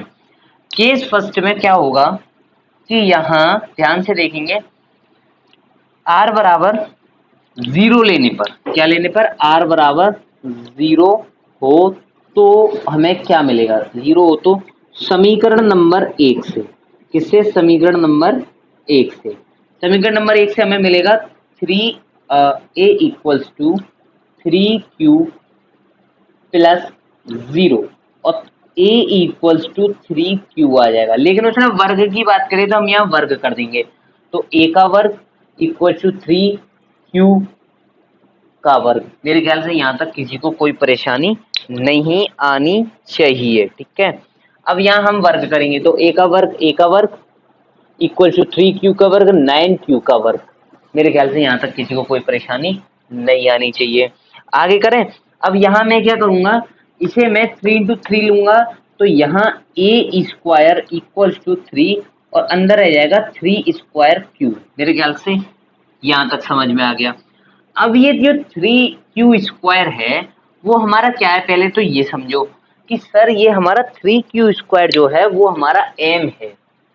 क्यों है m, अब ये बताओ पहले तो, क्योंकि ये जो है 3q जो है हमारा, a स्क्वायर हमारा 3m है, तो इसे मैं m बोल सकता हूँ, ये 3m के रूप का आ गया। तो यहाँ मैं बोलूंगा क्या कि a square equals to 3m, क्या a स्क्वायर इक्वल्स टू, यहाँ कर देता हूँ मैं ताकि दिख जाए आपको, a square equals to 3m। मेरे ख्याल से किसी को कोई परेशानी नहीं आनी चाहिए। जहाँ m क्या है ये भी लिख देता हूँ मैं यहाँ, जहाँ मेरे ख्याल से ये आपकी समझ में आ गया होगा। केस सेकंड की बात करेंगे अब यहाँ, ठीक है, एक सेकंड। हाँ भाई, केस सेकंड की बात करता हूँ मैं यहाँ, किसकी, केस सेकंड की। तो मैं केस सेकंड कहाँ से स्टार्ट करूँ, चलो वहां से ऊपर से स्टार्ट कर देते हैं, केस सेकंड है ना। केस सेकंड देखेंगे सभी लोग ध्यान से। केस सेकंड में आपको क्या लेना है इस बार, केस सेकंड में आपको लेना है एक, केस सेकंड में r बराबर 1 हो तो क्या हो, r बराबर 1 हो तो, r बराबर 1 हो तो समीकरण नंबर एक से, किससे, समीकरण नंबर एक से, ठीक है। समीकरण नंबर एक से हमें क्या मिलेगा, a equals to 3q plus 1, ये मिल जाएगा, ठीक है। अब यहाँ मुझे क्या करना है, यहाँ मुझे करना है वर्ग किसका, a square equal to 3q plus 1, a square equal to 3q plus 1 का होल स्क्वायर, ये बन जाएगा आपका किसका, a प्लस बी का होल स्क्वायर। तो मैं ऐसे लिख सकता हूँ a equals to a square equals to a का स्क्वायर यानी कि 3q का स्क्वायर प्लस b का स्क्वायर यानी कि 1 का स्क्वायर plus 2ab 2 into 3q into 1, ये आपका क्या बन गया, a प्लस बी का होल स्क्वायर। जब हम इसे सॉल्व करेंगे तो हमें मिलेगा a square equals to 9q plus 1, 9q square plus 1, ये 9 है, ठीक है, मैं इसे सही से बना देता हूँ, 9q स्क्वायर प्लस 1, ये बन जाएगा आपका क्या, 6q प्लस 6q, क्यों, 2 3 6 और q, ठीक है। यहाँ तक मेरे ख्याल से किसी को कोई परेशानी नहीं आनी चाहिए, ठीक है। अब मैं q को पास में ले लेता हूँ, a स्क्वायर यहाँ कर दूं क्या मैं, यहाँ से देख लेना सभी लोग, ये चीज यहाँ आ गई, a square equals to 9q square plus 6q plus 1, मैं इसे ऐसे लिख देता हूँ। इसमें से मैं क्या करूंगा, कॉमन ले लूंगा, क्या लूंगा कॉमन, मैं यहाँ से लूंगा कॉमन 3, तो a square equals to common बाहर आ गया, अंदर क्या रह जाएगा 3q स्क्वायर प्लस 2q। यहाँ तक कोई दिक्कत, किसी को कोई भी दिक्कत हो फटाफट कमेंट में बता देना, ठीक है। अब एक चीज देखो, ध्यान से देखेंगे सभी लोग, ठीक है, ये क्या है हमारा, ये है हमारा m। अब ये m क्यों है, क्योंकि 3q स्क्वायर प्लस 1, यानी कि यहाँ ये 3m प्लस 1, m हमारा क्या था यहाँ, m जो है हमारा ये हमारा m के रूप का आ गया, तो मैं यहाँ लिख सकता हूँ क्या, तो मैं यहाँ लिख सकता हूँ क्या, मैं यहाँ लिख सकता हूँ 3m प्लस 1, एक second, a square equals to 3m plus 1, ठीक है।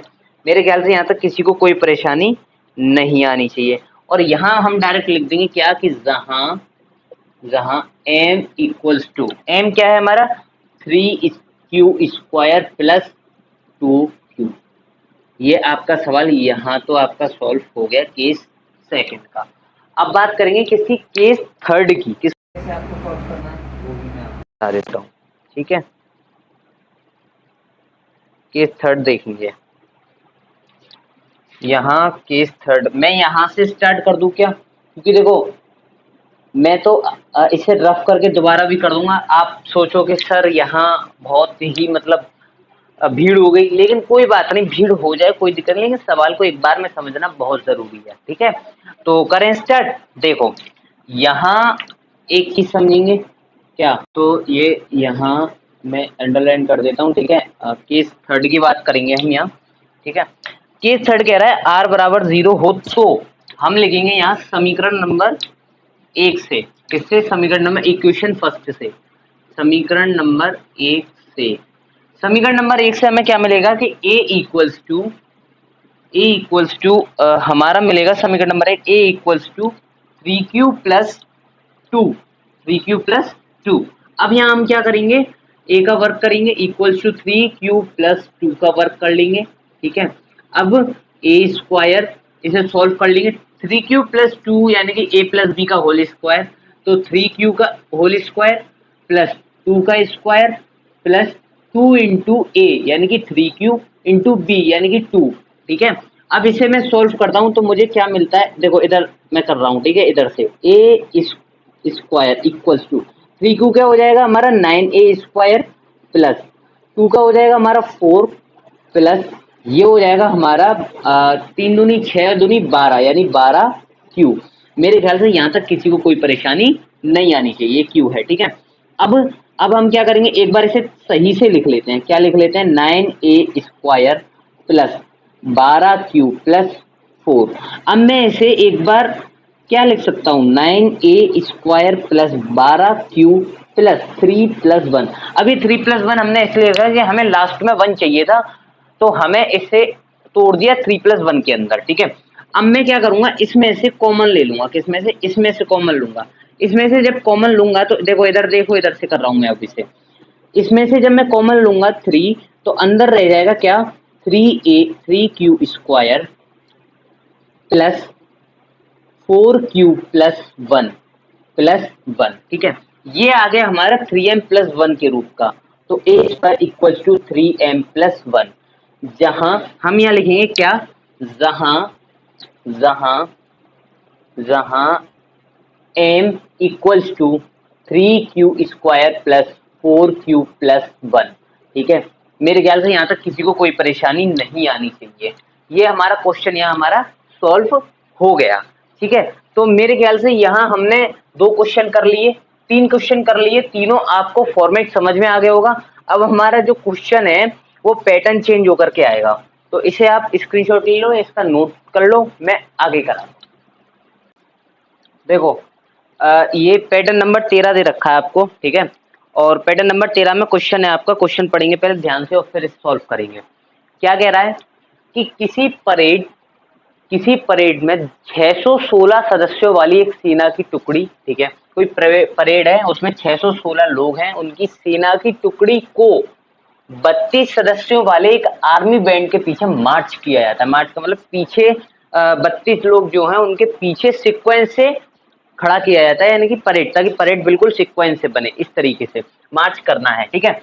दोनों समूहों को समान संख्या वाले स्तंभों में मार्च करना है। उन स्तंभों की अधिकतम संख्या क्या है जिसमें वह मार्च कर सकते हैं। अब ये क्वेश्चन क्या है पहले ये समझना पड़ेगा। देखो मान के चलो जैसे कि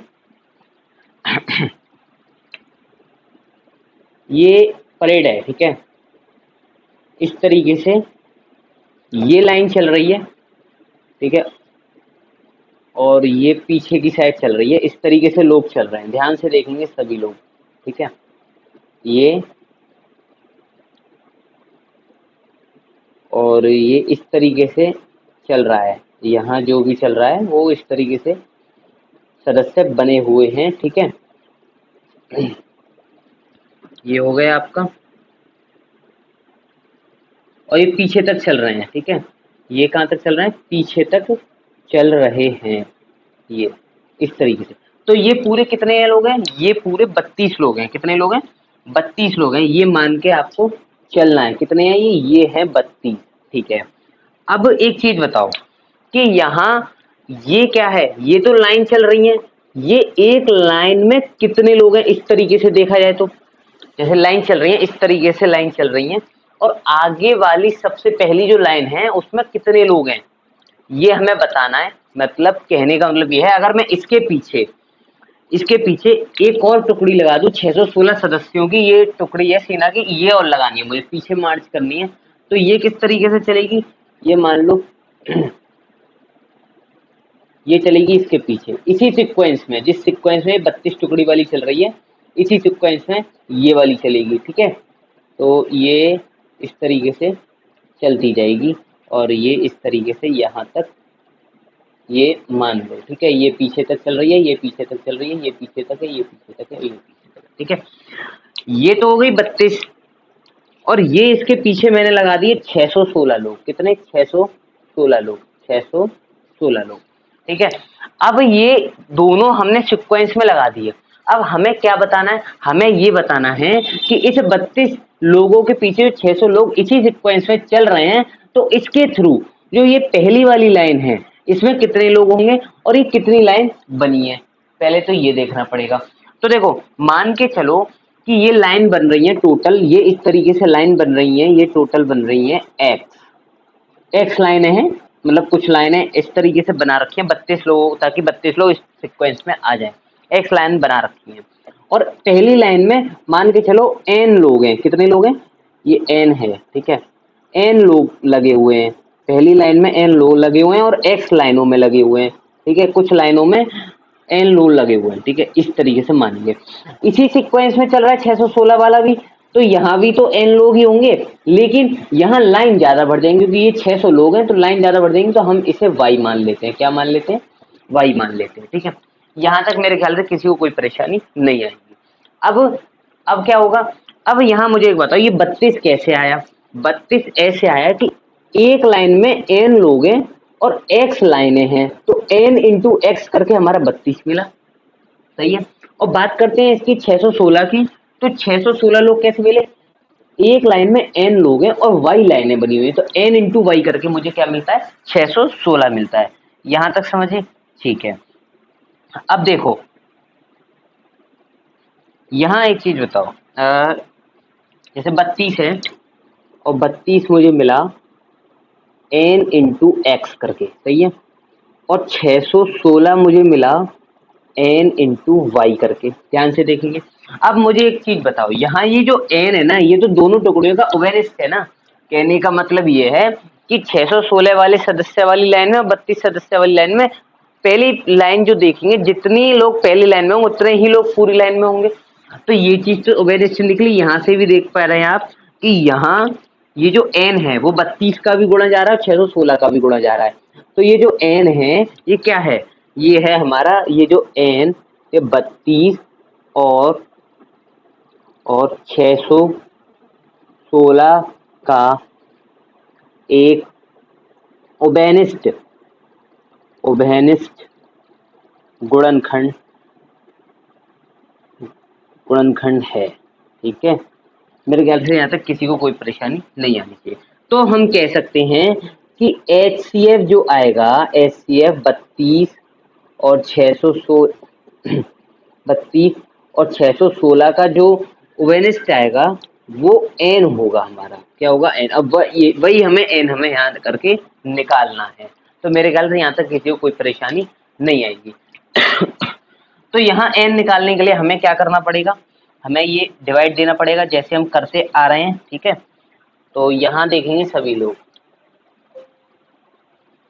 देखो इधर में ये तो था हमारा पूरा रफ, ये पूरा रफ है। ध्यान से देखेंगे यहाँ ये सब पूरा रफ है सिर्फ समझाने के लिए। तो यहाँ तक आपको समझ में आ गया होगा। बात करते हैं हल की, कि हमारा हल कैसे होगा। ये देखो, यहाँ से करूंगा मैं इसे सॉल्व। ठीक है, अब यहाँ लिखेंगे हम क्या, कि सदस्यों की अधिकतम संख्या हमें निकालना क्या है? सदस्यों की अधिकतम संख्या।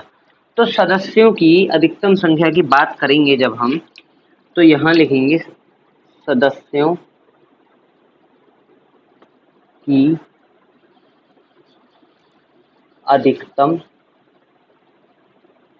संख्या। ठीक है, अधिकतम संख्या क्या होगी? हमारी अधिकतम संख्या होगी HCF 32 और 616।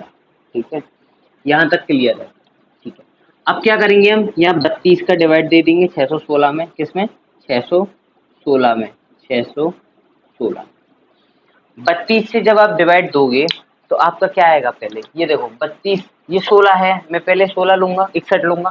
ठीक है, 61 शुरू वाला, तो 32 है कम 32। ठीक है, यहाँ आ गया आपका। अब यहाँ 61 में से 32 गए तो कितने बचेंगे? यहाँ 11 में से 2 गए 9 और 5 में से 3 गए 2, और ये आ गया आपका 296। कितना आ गया? 296। ठीक है, अब यहाँ 32 इंटू 9 यानी 32 निम्मा, 32 निम्मा करोगे तो आपका बैठेगा, आप लोग कैलकुलेट करके देख सकते हैं, तो 32 निम्मा होते हैं 288।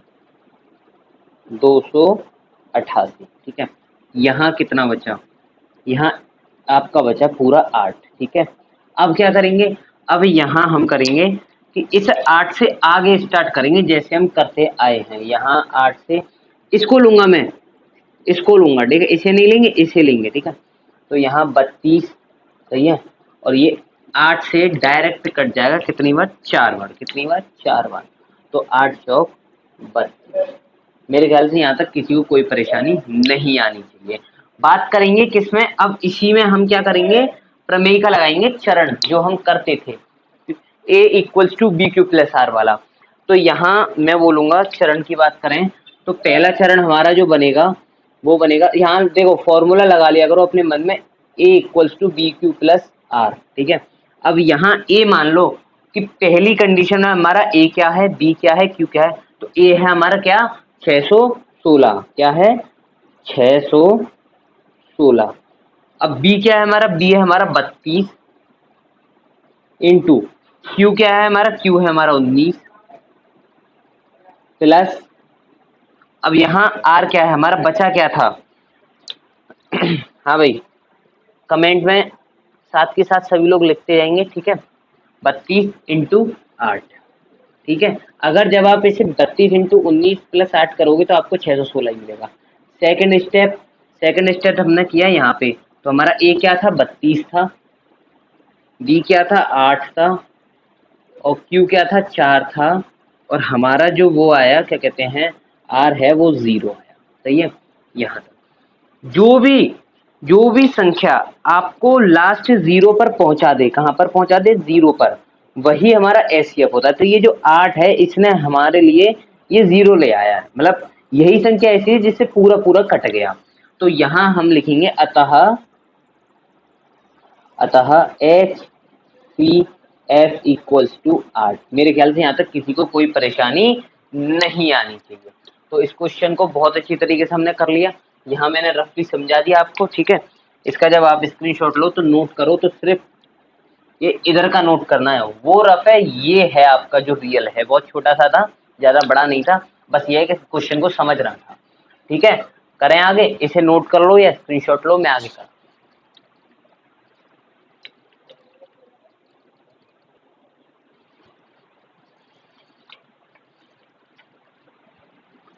चलो भाई, अब आते हैं हम किस पर, हमारा आगे है 1.4, क्योंकि हमने 1.1 में जितने सवाल थे उस तरीके से हमने सारे पैटर्न में कर लिए। ऐसे ही क्वेश्चन आते हैं, 1.1 से ज़्यादा हार्डली क्वेश्चन आते नहीं है, इजी क्वेश्चन आते हैं।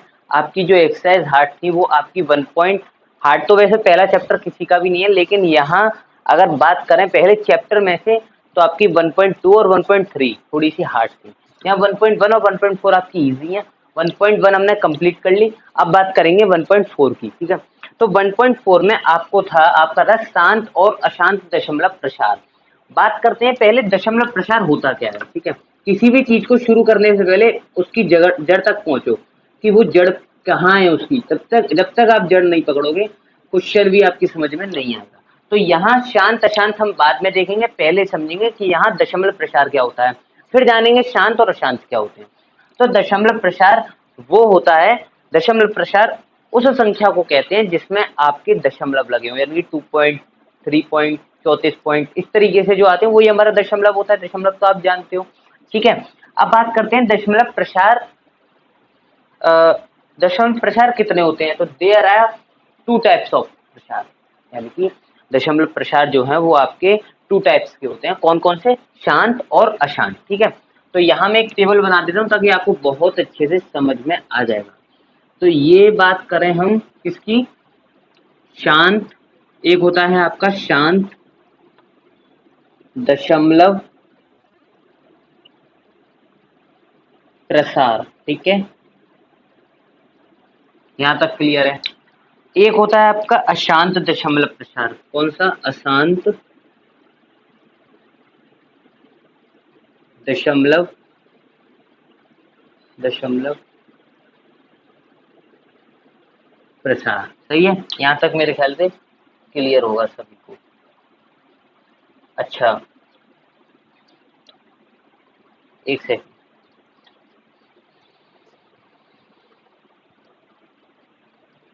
हाँ जी। तो शांत दशमलव प्रसार और अशांत दशमलव प्रसार, अब ये शांत और अशांत कौन से होते हैं। अच्छा, अशांत दशमलव प्रसार में भी आपके 2 तरीके के प्रसार आते हैं, कौन कौन से, देखते हैं कौन कौन से। पहला है आपका अशांत आवर्ती, ध्यान से सुनेंगे सभी लोग, अशांत में अशांत आवर्ती, अशांत आवर्ती, ठीक है, आवर्ती दशमलव प्रसार, दशमलव प्रसार, प्रसार, ठीक है। दूसरा है आपका अशांत अनावर्ती, अशांत अनावर्ती, अशांत अनावर्ती दशमलव प्रसार। ठीक है, यहाँ तक क्लियर है। ठीक है, अब देखते हैं क्या शांत और अशांत दशमलव प्रसार। शांत दशमलव प्रसार वे होते हैं जिसके दशमलव के बाद, किसी संख्या में दशमलव के बाद संख्या लिमिटेड हो। कहने का मतलब 1, 2 या 3, या ये नहीं कि चलती जा रही हैं, लिमिटेड संख्याएं, लिमिटेड नंबर्स हों। कहने का मतलब ये जैसे 2.45, ये आपका दशमलव प्रसार जो है शांत दशमलव प्रसार है, क्योंकि आगे कुछ नहीं है, लास्ट 5 पर हमारा कट गया। कोई भी अगर हमने भाग दिया हो और वो लास्ट 5 हो, कुछ भी मतलब कोई भी संख्या हो, लास्ट खत्म हो जाती है, उसके आगे कुछ नहीं होता है, तो मान लो कि वो आपका क्या है, शांत दशमलव प्रसार। जैसे फॉर एग्जाम्पल मान के चलिए आपने डिवाइड दिया, जैसे मैं एग्जाम्पल दे देता हूँ यहाँ, ठीक है, सभी को एग्जाम्पल दे करके समझा दूंगा।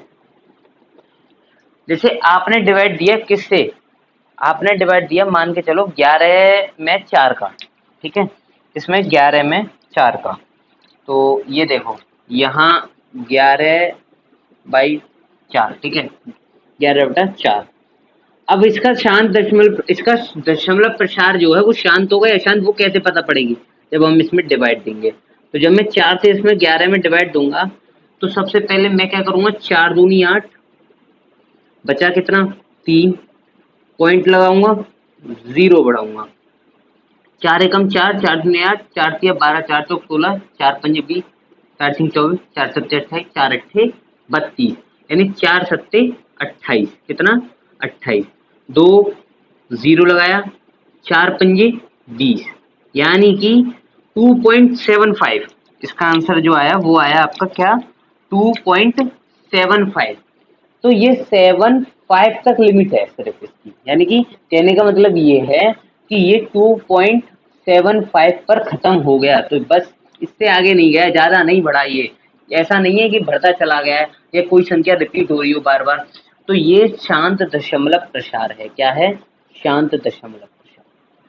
ठीक है, शांत दशमलव प्रसार। एक और देख लेते हैं, जैसे कि आपने डिवाइड दिया 8 का 100 में, ठीक है, सॉरी 8 का 100 में, इसे मैं रेस कर देता हूँ यहाँ से, 8 का 100 में मान के चलो, जैसे 100/8 दे दिया आपको, ठीक है। अब इसका दशमलव प्रसार पूछ रहा है, वो कह देगा क्वेश्चन में कि इसका दशमलव प्रसार कैसा है ये बताओ, शांत है या अशांत है, और अशांत में भी कैसा है वो भी मैं आपको आगे बताऊंगा। तो जैसे 8 से मैंने डिवाइड दिया, क्या दिया, 8 से मैंने डिवाइड दिया 100 में, तो एक चीज बताओ, 8 एकम 8 या 8 एकम 8, ठीक है, 2 बचा 0, 8 एकम 8, 8 दूनी 16, 8 दूनी 16, 8 तिया 24, 8 दूनी 16, 4 बचा, पॉइंट लगाया, 0 बढ़ाया, 8 पन 40। कहने का मतलब ये है कि 5 लास्ट हमारा किसका, इसका आंसर जो है वो है 12.5। तो ये 12.5 ज्यादा नहीं बढ़ा, तो ये यहाँ लास्ट हो गया 12.5, 12.5। तो ये क्या है हमारा, अशांत शांत दशमलव प्रसार, शांत दशमलव, ठीक है, प्रसार। बात करते हैं अशांत दशमलव प्रसार की। देखो अशांत दशमलव प्रसार वे होते हैं जिनके दशमलव के बाद में संख्याएं चलती रहती हो, रुकती ना हो। जैसे यहाँ रुक गई, 5 पे रुक गई, कोई 10 पे रुकेगी, कोई 8 पे रुकेगी, कोई 7 पे रुकेगी, तो यहाँ संख्या रुक गई तो ये शांत है। लेकिन अशांत में क्या होता है, संख्या रुकती नहीं है, वो शांत रहती है। तो अब इसमें भी संख्या 2 तरीके से चलती हैं, जैसे कि कोई संख्या नहीं रुक रही है तो उसमें भी संख्या 2 तरीके से चलती है, या तो कोई संख्या बार बार रिपीट हो रही हो या वो रिपीट होकर के ना चलती हो। कहने का मतलब ये है, मैं आपको समझाता हूँ। देखो मान के चलो कि मैंने 10 का डिवाइड दिया, और किससे दिया, 3 से दिया, किससे दिया, 3 से। तो इसका आंसर जो आएगा वो क्या आएगा, देखो 3, पहले तो देखते हैं इसका दशमलव प्रसार कैसा आएगा। तो 10 से मैं जब इसमें डिवाइड दूंगा तो 3 तिया 9, बचा 1, पॉइंट लगाया, 0 बढ़ाया, 3 तिया 9, फिर 9, फिर 1, फिर 0, फिर 3, फिर 9, फिर 1, फिर 3, इस तरीके से ये 3 3 3। सबसे बड़ी बात हमें यहाँ लग रहा है कि ये 3 रुकेगा नहीं और हमारा 0 कभी आएगा नहीं।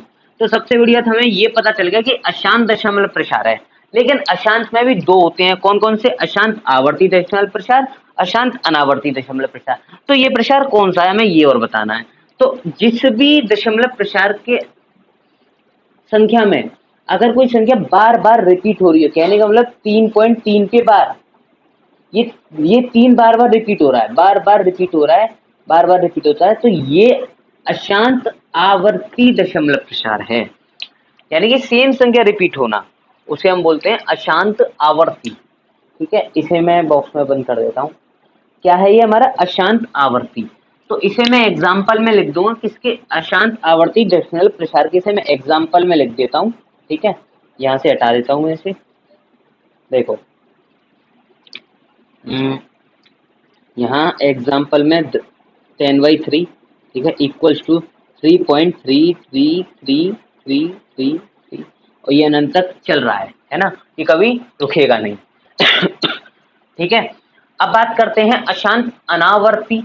अशांत अनावर्ती, मान के चलो जैसे कोई भी संख्या है और डिवाइड देने पर हमें आंसर मिल रहा है 2.2345667 1682789 और लास्ट तक चलता जा रहा अनंत तक।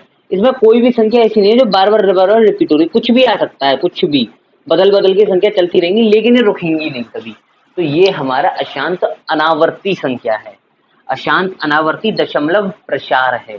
तो यहाँ एग्जाम्पल में मैं इसके में लिख सकता हूँ, मान के चलो जैसे कि ये लिख लो 2.73, क्योंकि ऐसा कोई डिवाइड नहीं है ध्यान में कि अनंत तक जाता हो, इस वजह से मैंने आपको बता दिया। यहाँ डायरेक्ट संख्या देख लो 2.67189021 और ये अनंत तक चल रही। कुछ भी रख लो, कुछ भी जो आपके मन में आ रहा हो वो आप रख सकते हो।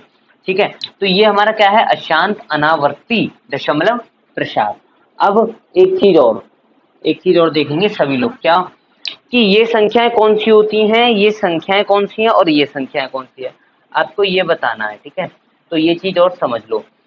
ये जो संख्याएं होती हैं यानी कि शांत दशमलव प्रसार वाली जितनी भी संख्याएं हैं वो हमारी क्या होती हैं? परिमेय संख्याएं होती हैं। ये हमारी क्या होती हैं? परिमेय। इस चीज का विशेष करके ध्यान रखें। ठीक है, परिमेय संख्याएं होती हैं। इनकी बात करें, जो बार वाली होती हैं वो भी हमारी परिमेय संख्या होती है। क्या होती है? परिमेय। ये भी परिमेय में आ जाती है, परिमेय संख्या होती है, क्योंकि परिमेय संख्या P/Q के रूप में व्यक्त की जाती है, इसलिए वे परिमेय संख्याएं होती हैं। लेकिन ये शांत अनावर्ती जो है ये आपकी क्या है? अपरिमेय। क्या है? अपरिमेय संख्याएं। अपरिमेय संख्याएं। मेरे ख्याल से यहाँ तक किसी को कोई परेशानी नहीं है।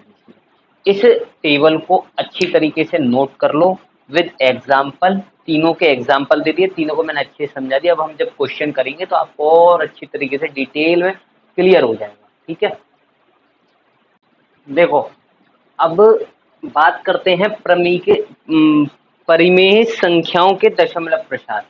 क्योंकि अभी हमने देखा था कि यहाँ शांत दशमलव प्रसार और अशांत आवर्ती दशमलव प्रसार दोनों ही परिमेय थी। अब इसमें हमें अंतर भी तो जानना पड़ेगा कि परिमेय शांत में कब होगी और अशांत आवर्ती में कब होगी।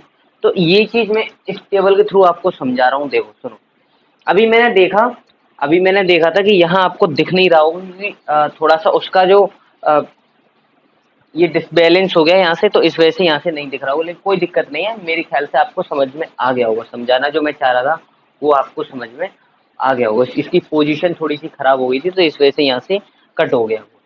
कोई दिक्कत नहीं, अब दिख रहा है, आप सभी को दिख रहा है। मैं यहाँ देख पा रहा हूँ कि आप सभी को क्लियर दिख रहा है। ठीक है, परिमेय संख्याओं के दशमलव प्रसार। परिमेय संख्याओं के दशमलव प्रसार दो तरीके में होते हैं, एक तो शांत दशमलव प्रसार में होते हैं, एक अशांत आवर्ती दशमलव प्रसार में होते हैं। शांत में कब होते हैं और अशांत में कब होते हैं ये हमें जानना है। शांत में क्या होता है कि इसकी कंडीशन होती है कि Q इक्वल्स टू 2 की पावर n f की power m, Q equals to 2 की पावर n 5 की पावर m। m तथा n पूर्ण संख्याएं हैं। क्या है? पूर्ण संख्याएं हैं। m तथा n पूर्ण संख्याएं हैं। कहने का मतलब सीधा सीधा लिख रहा है कि Q के अभाज्य गुणनखंडों में केवल 2 हो या केवल 5 हो या 2 और 5 हो। ये कहना चाह रहा है कि जब आप संख्या का गुणनखंड करें, जब भी आप संख्या का गुणनखंड करें तो आपको उसके गुणनखंड में सिर्फ और सिर्फ या तो केवल 2 दिखना चाहिए या 5 दिखना चाहिए या 2 और 5 दोनों दिखने चाहिए। अब देखिए मान के चलिए इसे एग्जाम्पल के लिए 10/4 है और मैं इस 10/4 को लिख सकता हूँ 2 5 10 और 2 2 4। तो क्या मैं इसको 5/2 लिख सकता हूँ? और जब मैं इसके Q के फैक्टर करूंगा, क्या करूंगा? फैक्टर करूंगा, Q के फैक्टर करूंगा तो Q इक्वल्स टू कितना आ जाएगा? 2। तो केवल 2 मिल गया। तो ये हमारा शांत दशमलव प्रसार है जो कि परिमेय संख्या है।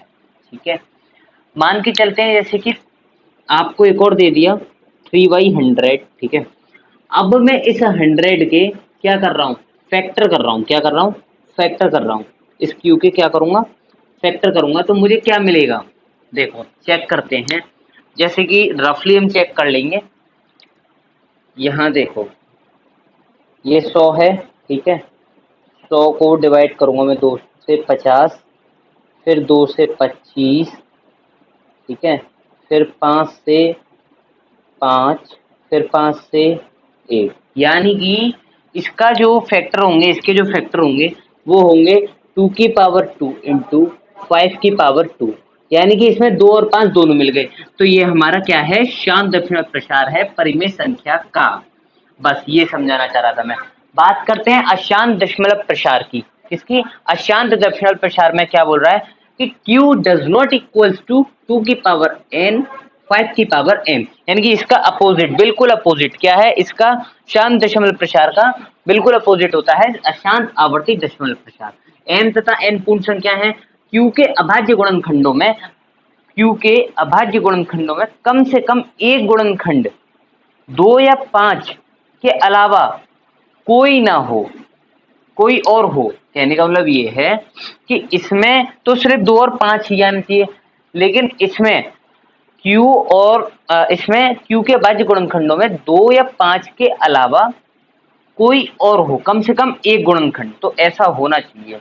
मान के चलते हैं जैसे कि ले लीजिए, इसमें एग्जाम्पल में ले लीजिए आप 1/7। तो Q क्या है हमारा?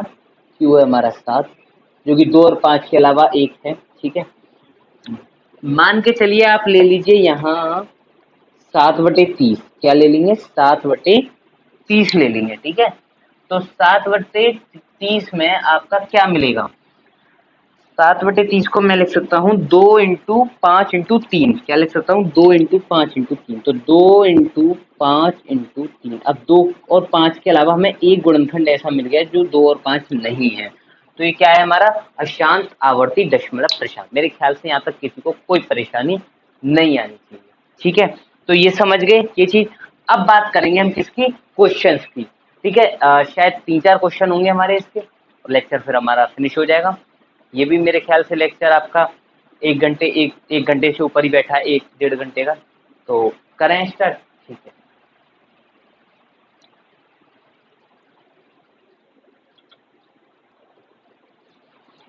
देखो तो क्वेश्चन है। अब ये क्वेश्चन आपको सॉल्व करने हैं। ठीक है, इन क्वेश्चंस को आप सॉल्व करके बताओगे कि आपकी समझ में शांत दशमलव प्रसार और शांत आवर्ती आया या नहीं आया। ठीक है, ये कह रहा है कि बिना लंबी विभाजन प्रक्रिया किए, यानी कि बिना भाग दिए, ठीक है, कि ये बताइए कि निम्नलिखित परिमेय संख्या है। ये परिमेय संख्या उसने पहले ही बता दिया कि ये परिमेय संख्या है हमारी, और फिर सीधा दिख रहा है कि ये हमारी क्या है? परिमेय संख्या P/Q के रूप में है। तो ये परिमेय संख्या ऑब्वियस परिमेय होंगी। का दशमलव प्रसार शांत है या अशांत आवर्ती है? अशांत आवर्ती क्यों ही लिखा उसने? क्योंकि परिमेय संख्याओं में शांत और अशांत आवर्ती ही आते हैं। तो हमें कुछ नहीं करना है, हमें यहाँ पीछे तो हाथ ही नहीं लगाना, हमें यहाँ Q के फैक्टर करने हैं, और Q के फैक्टर देख रहे हैं कि 2 की पावर n 5 की पावर m के रूप में आ रहे हैं या नहीं आ रहे हैं, और आ रहे हैं तो कैसे आ रहे हैं, ठीक है, ये सारी चीजें हमें बतानी है। तो बात करते हैं यहाँ पहले की। तो पहले में Q क्या है हमारा, Q है हमारा 3125, ठीक है। 3125 के मैं फैक्टर करूंगा, किसके, 3125 के। तो 3125 डायरेक्टली 5 से कटेगा, ठीक है। एक सेकंड,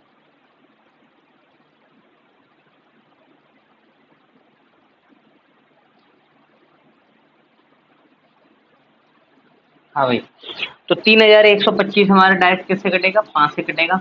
इसे हम काटेंगे तो 5 6 30 और ये 5 दूनी 10 पचम 25, ठीक है। 5 एकम 5 5 दूनी 10 पचम 25, ठीक है। आगे 5 दूनी 10 और पचम 25, फिर 5 से पचम 25 और फिर 5 से एक बार। मेरे ख्याल से यहाँ तक आपको समझ में आ गया होगा। अब यहाँ इसके फैक्टर कैसे मिले हमें, हमें यहाँ इसके फैक्टर मिले 2 की पावर 5 और 2 की पावर 0 और 5 की पावर 5, ये हमें यहाँ इसके क्या मिले, फैक्टर मिले। तो यहाँ हम लिखेंगे डायरेक्टली, नीचे पहले लिख देंगे, यहाँ दिख रहा होगा सभी को मेरे ख्याल से 3 1 2 5, इसके जो फैक्टर मिले वो हमें मिले 5 की पावर 5, लेकिन हम कह सकते हैं कि 2 की पावर 0 इंटू 5 की पावर 5, ठीक है।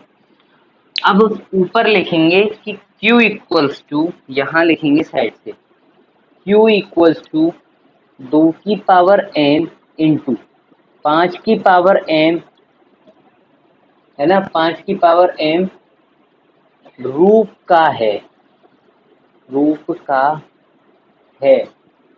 अतः हम लिखेंगे यहाँ, अतः दी गई संख्या, इस तरीके से लिखना पड़ता है, दी गई संख्या का प्रसार, दी गई संख्या का दशमलव प्रसार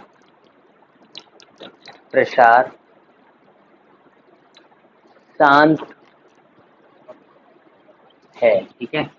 मेरे ख्याल से यहाँ तक किसी को कोई परेशानी नहीं आनी चाहिए। बात करते हैं सेकंड वाले की।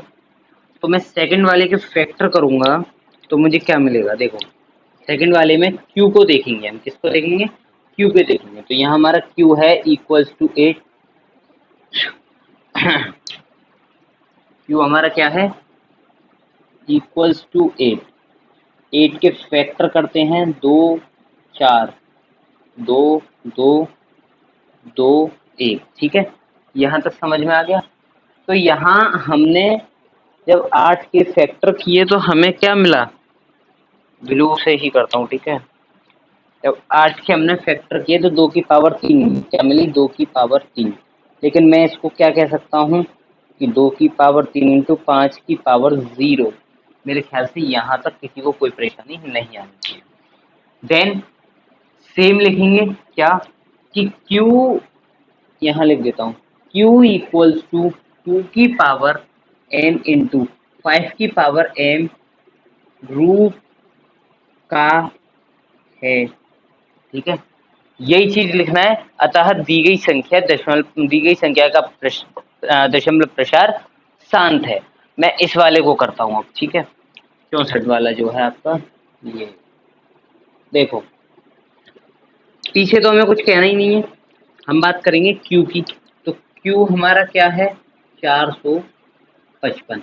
455 के हम क्या करेंगे, फैक्टर करेंगे, और फैक्टर से पता करेंगे कि ये प्रसार जो है हमारा कैसा है, ठीक है। तो यहाँ जब मैं फैक्टर करूंगा तो डायरेक्ट मैं 5 से काटूंगा क्योंकि लास्ट में 5 आ रहा है। 5 से ये जाएगा 5 निम 45, 5 एकम 5 तो 91। अभी 91 किससे जाएगा, 91 जाता है डायरेक्ट 13 से, 13 से नहीं 7 से ये जाएगा 13 टाइम्स, ठीक है। और ये 13 इंटू 8, 2 और 5 के अलावा में 7 और 13 और मिल गए। तो बस यही बात खत्म हो जाती है। 455 इक्वल्स टू क्या आया, 5 की पावर 1 इंटू 7 की पावर 1 इंटू 13 की पावर 1, ये आ गया। तो हम यहाँ लिखेंगे साइड से कि q इक्वल्स 2 की पावर n इंटू 5 की पावर m रूट का नहीं है, अतः दी गई संख्या का दशमलव प्रसार अशांत आवर्ती, क्या है, अशांत आवर्ती है। ठीक है, सही है, यहाँ तक सभी को समझ में आ गया होगा। इसे नोट कर लो, स्क्रीनशॉट ले लो, मैं आगे करा।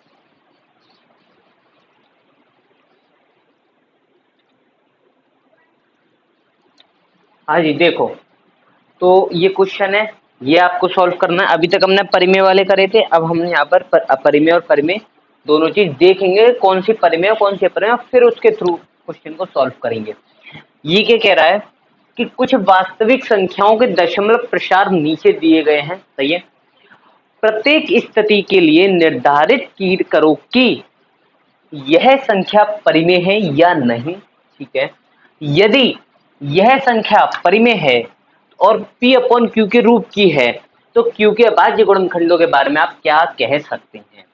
सबसे पहले हम देखेंगे क्या कि संख्या को देख करके ये पता करेंगे कि ये संख्या कैसी है, परिमेय है या अपरिमेय, और उसके हिसाब से हम बताएंगे कि ये संख्या किस टाइप की है, इसका दशमलव प्रसार क्या है, ये 2n इंटू 5m के रूप की है या नहीं है, ये सारी चीजें हमें बतानी है। तो पहले हम क्या करते हैं, ऐसे सवालों में हमें क्या करना होता है कि क्वेश्चंस को पहले देखते हैं और इस चीज को देख करके पहले ये देखेंगे कि प्रसार दिया कैसा है। हम यहाँ देख पा रहे हैं पहले में कि प्रसार हमारा इसमें शांत है, यानी कि 9 तक रुक गया, उसके आगे कुछ भी नहीं है, ना तो उसने डॉट डॉट डॉट लगा रखा, ना किसी भी संख्या पर बार लगा रखा। तो ये संख्या हमारी जो है वो शांत दशमलव प्रसार की, कैसी है, शांत दशमलव प्रसार। तो यहाँ हम लिखेंगे क्या, शांत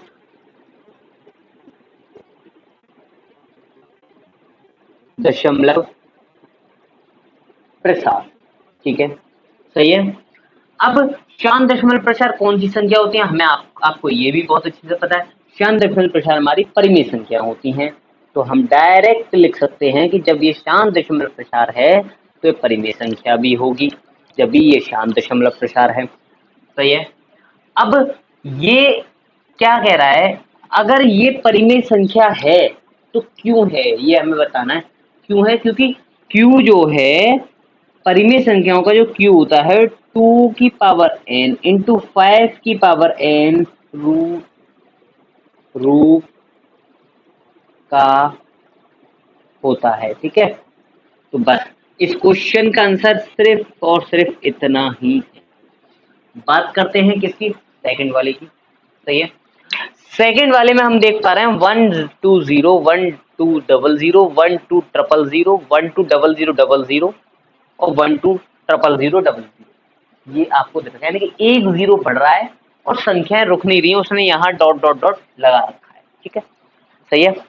तो यहाँ इस चीज को देख करके हम यहाँ ये देख पा रहे हैं कि आपका जो प्रसार है वो कैसा है, अशांत प्रसार है। कौन सा है, अशांत प्रसार है। अब यहाँ अशांत प्रसार तो है, यहाँ अशांत प्रसार तो है, लेकिन कौन सा अशांत प्रसार है, यहाँ आप देख पा रहे हैं, आपको जैसा कि बहुत अच्छे से पता है कि जिन संख्याओं में रिपीटेशन हो, है ना, या बार लगा हो, वो हमारी कौन सी होती है, अशांत अनावर्ती दशमलव प्रसार संख्याएं होती हैं। तो यहाँ हम डायरेक्ट लिख सकते हैं अशांत अनावर्ती दशमलव प्रसार। ठीक, सही है। यहाँ जब अशांत दशमलव अनावर्ती दशमलव प्रसार, आपको क्लियर पता है कि अनावर्ती वाली जितनी भी संख्या है वो क्या होती हैं, अपरिमेय। तो हम यहाँ लिख सकते हैं कि ये अपरिमेय संख्या है। इसके लिए आपको Q की एग्जाम्पल वगैरह देने की कोई नीड नहीं होती, क्योंकि अपरिमेय संख्याएं हैं। बात करते हैं आगे वाले की।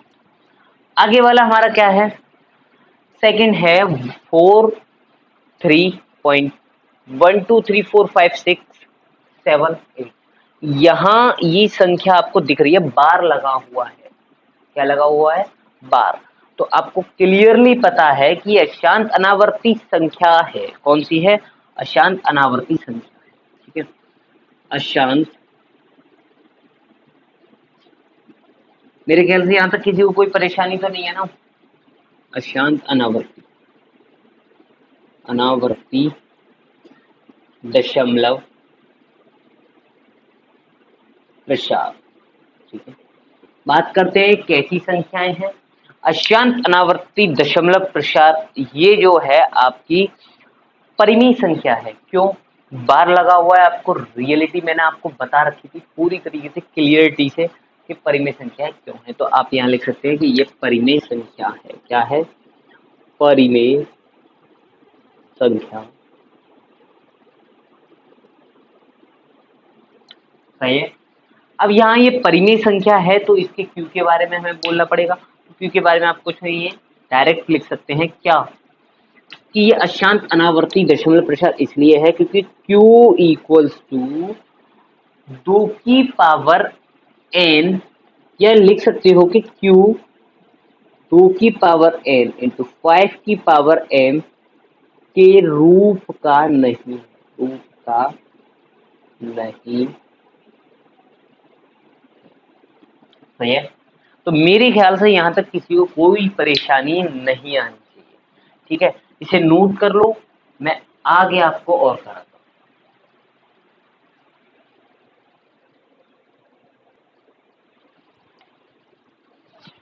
देखो पैटर्न नंबर 16 है, लास्ट पैटर्न है आपका, इसे हम देखेंगे और वन शॉट को क्लियर कर लेंगे। ठीक है, क्वेश्चन है आपका, क्वेश्चन कह रहा है, सबसे पहले क्वेश्चन पढ़ेंगे कि 2.47 पर बार है, यानी कि 47 पर बार है, को P/Q के रूप में लिखना है। ऐसे क्वेश्चनों में हम क्या करते हैं, ध्यान से समझेंगे। सबसे पहले क्या करेंगे हम, इस चीज को खुल के लिख लेंगे, जो चीज ये कह रहा है, ये बार को खोल देंगे। ठीक है, सही है। अब यहाँ क्या चलेगा, देखो ध्यान से देखेंगे सभी लोग। यहाँ हमारा चलेगा, क्या दे रखा है आपको, इसे हम मानेंगे x। ठीक है, तो इस संख्या को हम मानते हैं क्या, माना x इक्वल्स टू, इक्वल, ये P/Q के रूप में ही तो है ये संख्या। देखो x क्यों माना, पहले तो मैं आपको ये क्लियर कर देता हूँ। ये संख्या P/Q के रूप में लानी है, यानी कि 2.47 बराबर लानी है P/Q को। तो हमें P/Q तो पता नहीं है, तो P/Q को x मान लेते हैं, और x बराबर है किसके, 2.47 के। सही है, x equals to 2.47 47 47 47 dot dot. सही है, यहां मैं इसको समीकरण नंबर 1 मान लेता हूं। अब हम क्या करेंगे कि यहाँ दो संख्याओं पर क्या है, बार है, तो इसे हमें P/Q के रूप में लाने के लिए हम क्या करते हैं कि 100 से गुणा करते हैं। तो हम दोनों तरफ 100 से गुणा कर देंगे। तो 100 से गुणा करने पर हम यहाँ लिखेंगे, अगर यहाँ 1 पर बार होता तो हम 10 से करते, अगर 3 पर बार होता तो 1000 से करते। ठीक है, तो 100 से गुणा करने पर, 100 से गुणा करने पर। सही है, यहां मैं जब 100 से गुणा करूंगा तो ये हो जाएगा 100x इक्वल्स टू, दो संख्या इधर आ जाएंगी, पॉइंट दो संख्या बाद लग जाएगा, 247.474747 डॉट डॉट डॉट, समीकरण नंबर 2। सही है, यहाँ समीकरण नंबर 1 में से समीकरण नंबर 2 में से समीकरण नंबर 1 को माइनस कर देंगे, तो समीकरण नंबर 2 माइनस समीकरण नंबर 1। ठीक है, यहां तक क्लियर है। जब मैं यहाँ 100x में से x को माइनस करूंगा तो मैं डायरेक्टली लिख रहा हूँ, यहाँ सभी लोग ध्यान से देखेंगे, 99। सही है, इक्वल्स टू, या फिर मैं एक काम करता हूँ, एक लाइन बढ़ा देता हूँ ताकि आपको और अच्छे से समझ में आ जाए। देखो समीकरण नंबर 1 में समीकरण नंबर 2, समीकरण नंबर 2 में समीकरण नंबर 1 माइनस करेंगे तो क्या होगा, 100x minus x equals to, इसमें से इसको माइनस करेंगे, देखो ध्यान से देखना, 247.474747 डॉट डॉट डॉट, क्या माइनस करना है हमें, 2.474747 डॉट डॉट।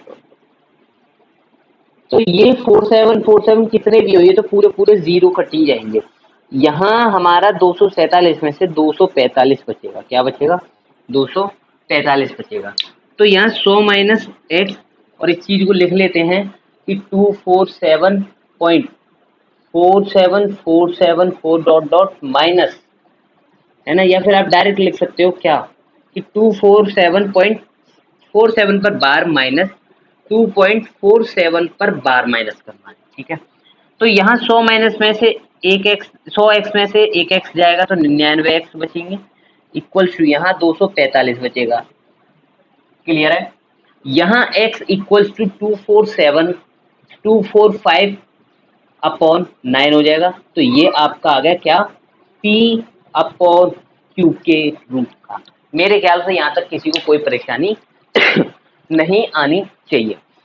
फिर से समझेंगे, देखो क्या दे रखा है आपको, 2.47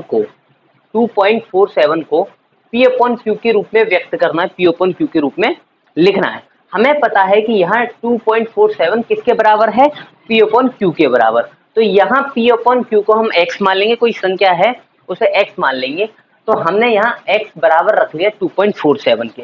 अब 2.47 पर बार लगा हुआ है, क्या लगा हुआ है, बार लगा हुआ है। तो बार का मतलब होता है कि 474747 बार बार रिपीट हो रहा है, क्या हो रहा है, बार बार रिपीट हो रहा है। तो x इक्वल्स टू 2.4747474747 लास्ट तक जा रहा है, और समीकरण नंबर 1 हमने ये मान लिया। 100 से गुणा करेंगे, क्यों, क्योंकि 2.47 है, और ये 47 जो है ये दो संख्या है, अगर यहाँ एक संख्या होती तो 10 से गुणा करते। तो यहाँ 100 से गुणा जब मैंने किया तो ये 100x हो गया, और यहाँ पॉइंट दो संख्या बाद लग गया, तो ये 247.47474747 हो गया। समीकरण नंबर 2 में से समीकरण नंबर 1 को माइनस करने पर 100x में से x जाएगा तो 99x बचेगा। यहाँ 247.47 पर बार माइनस 2.47 पर बार माइनस करेंगे तो यहाँ 245 आ जाएगा।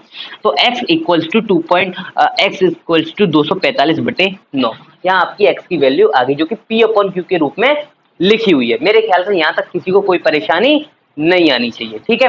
तो ये लास्ट क्वेश्चन था इस वन शॉट का। मेरे ख्याल से आपको एक एक क्वेश्चन बहुत क्लियरिटी से समझ में आया होगा। इसका आपको एक क्वेश्चन और करना है, और वो क्वेश्चन है, होमवर्क में मैं आपको दे रहा हूं, क्या होमवर्क है आपका, ये लाइट हो गया थोड़ा, कि आपको क्या करना है, मान के चलो जैसे कि मैं आपको अगर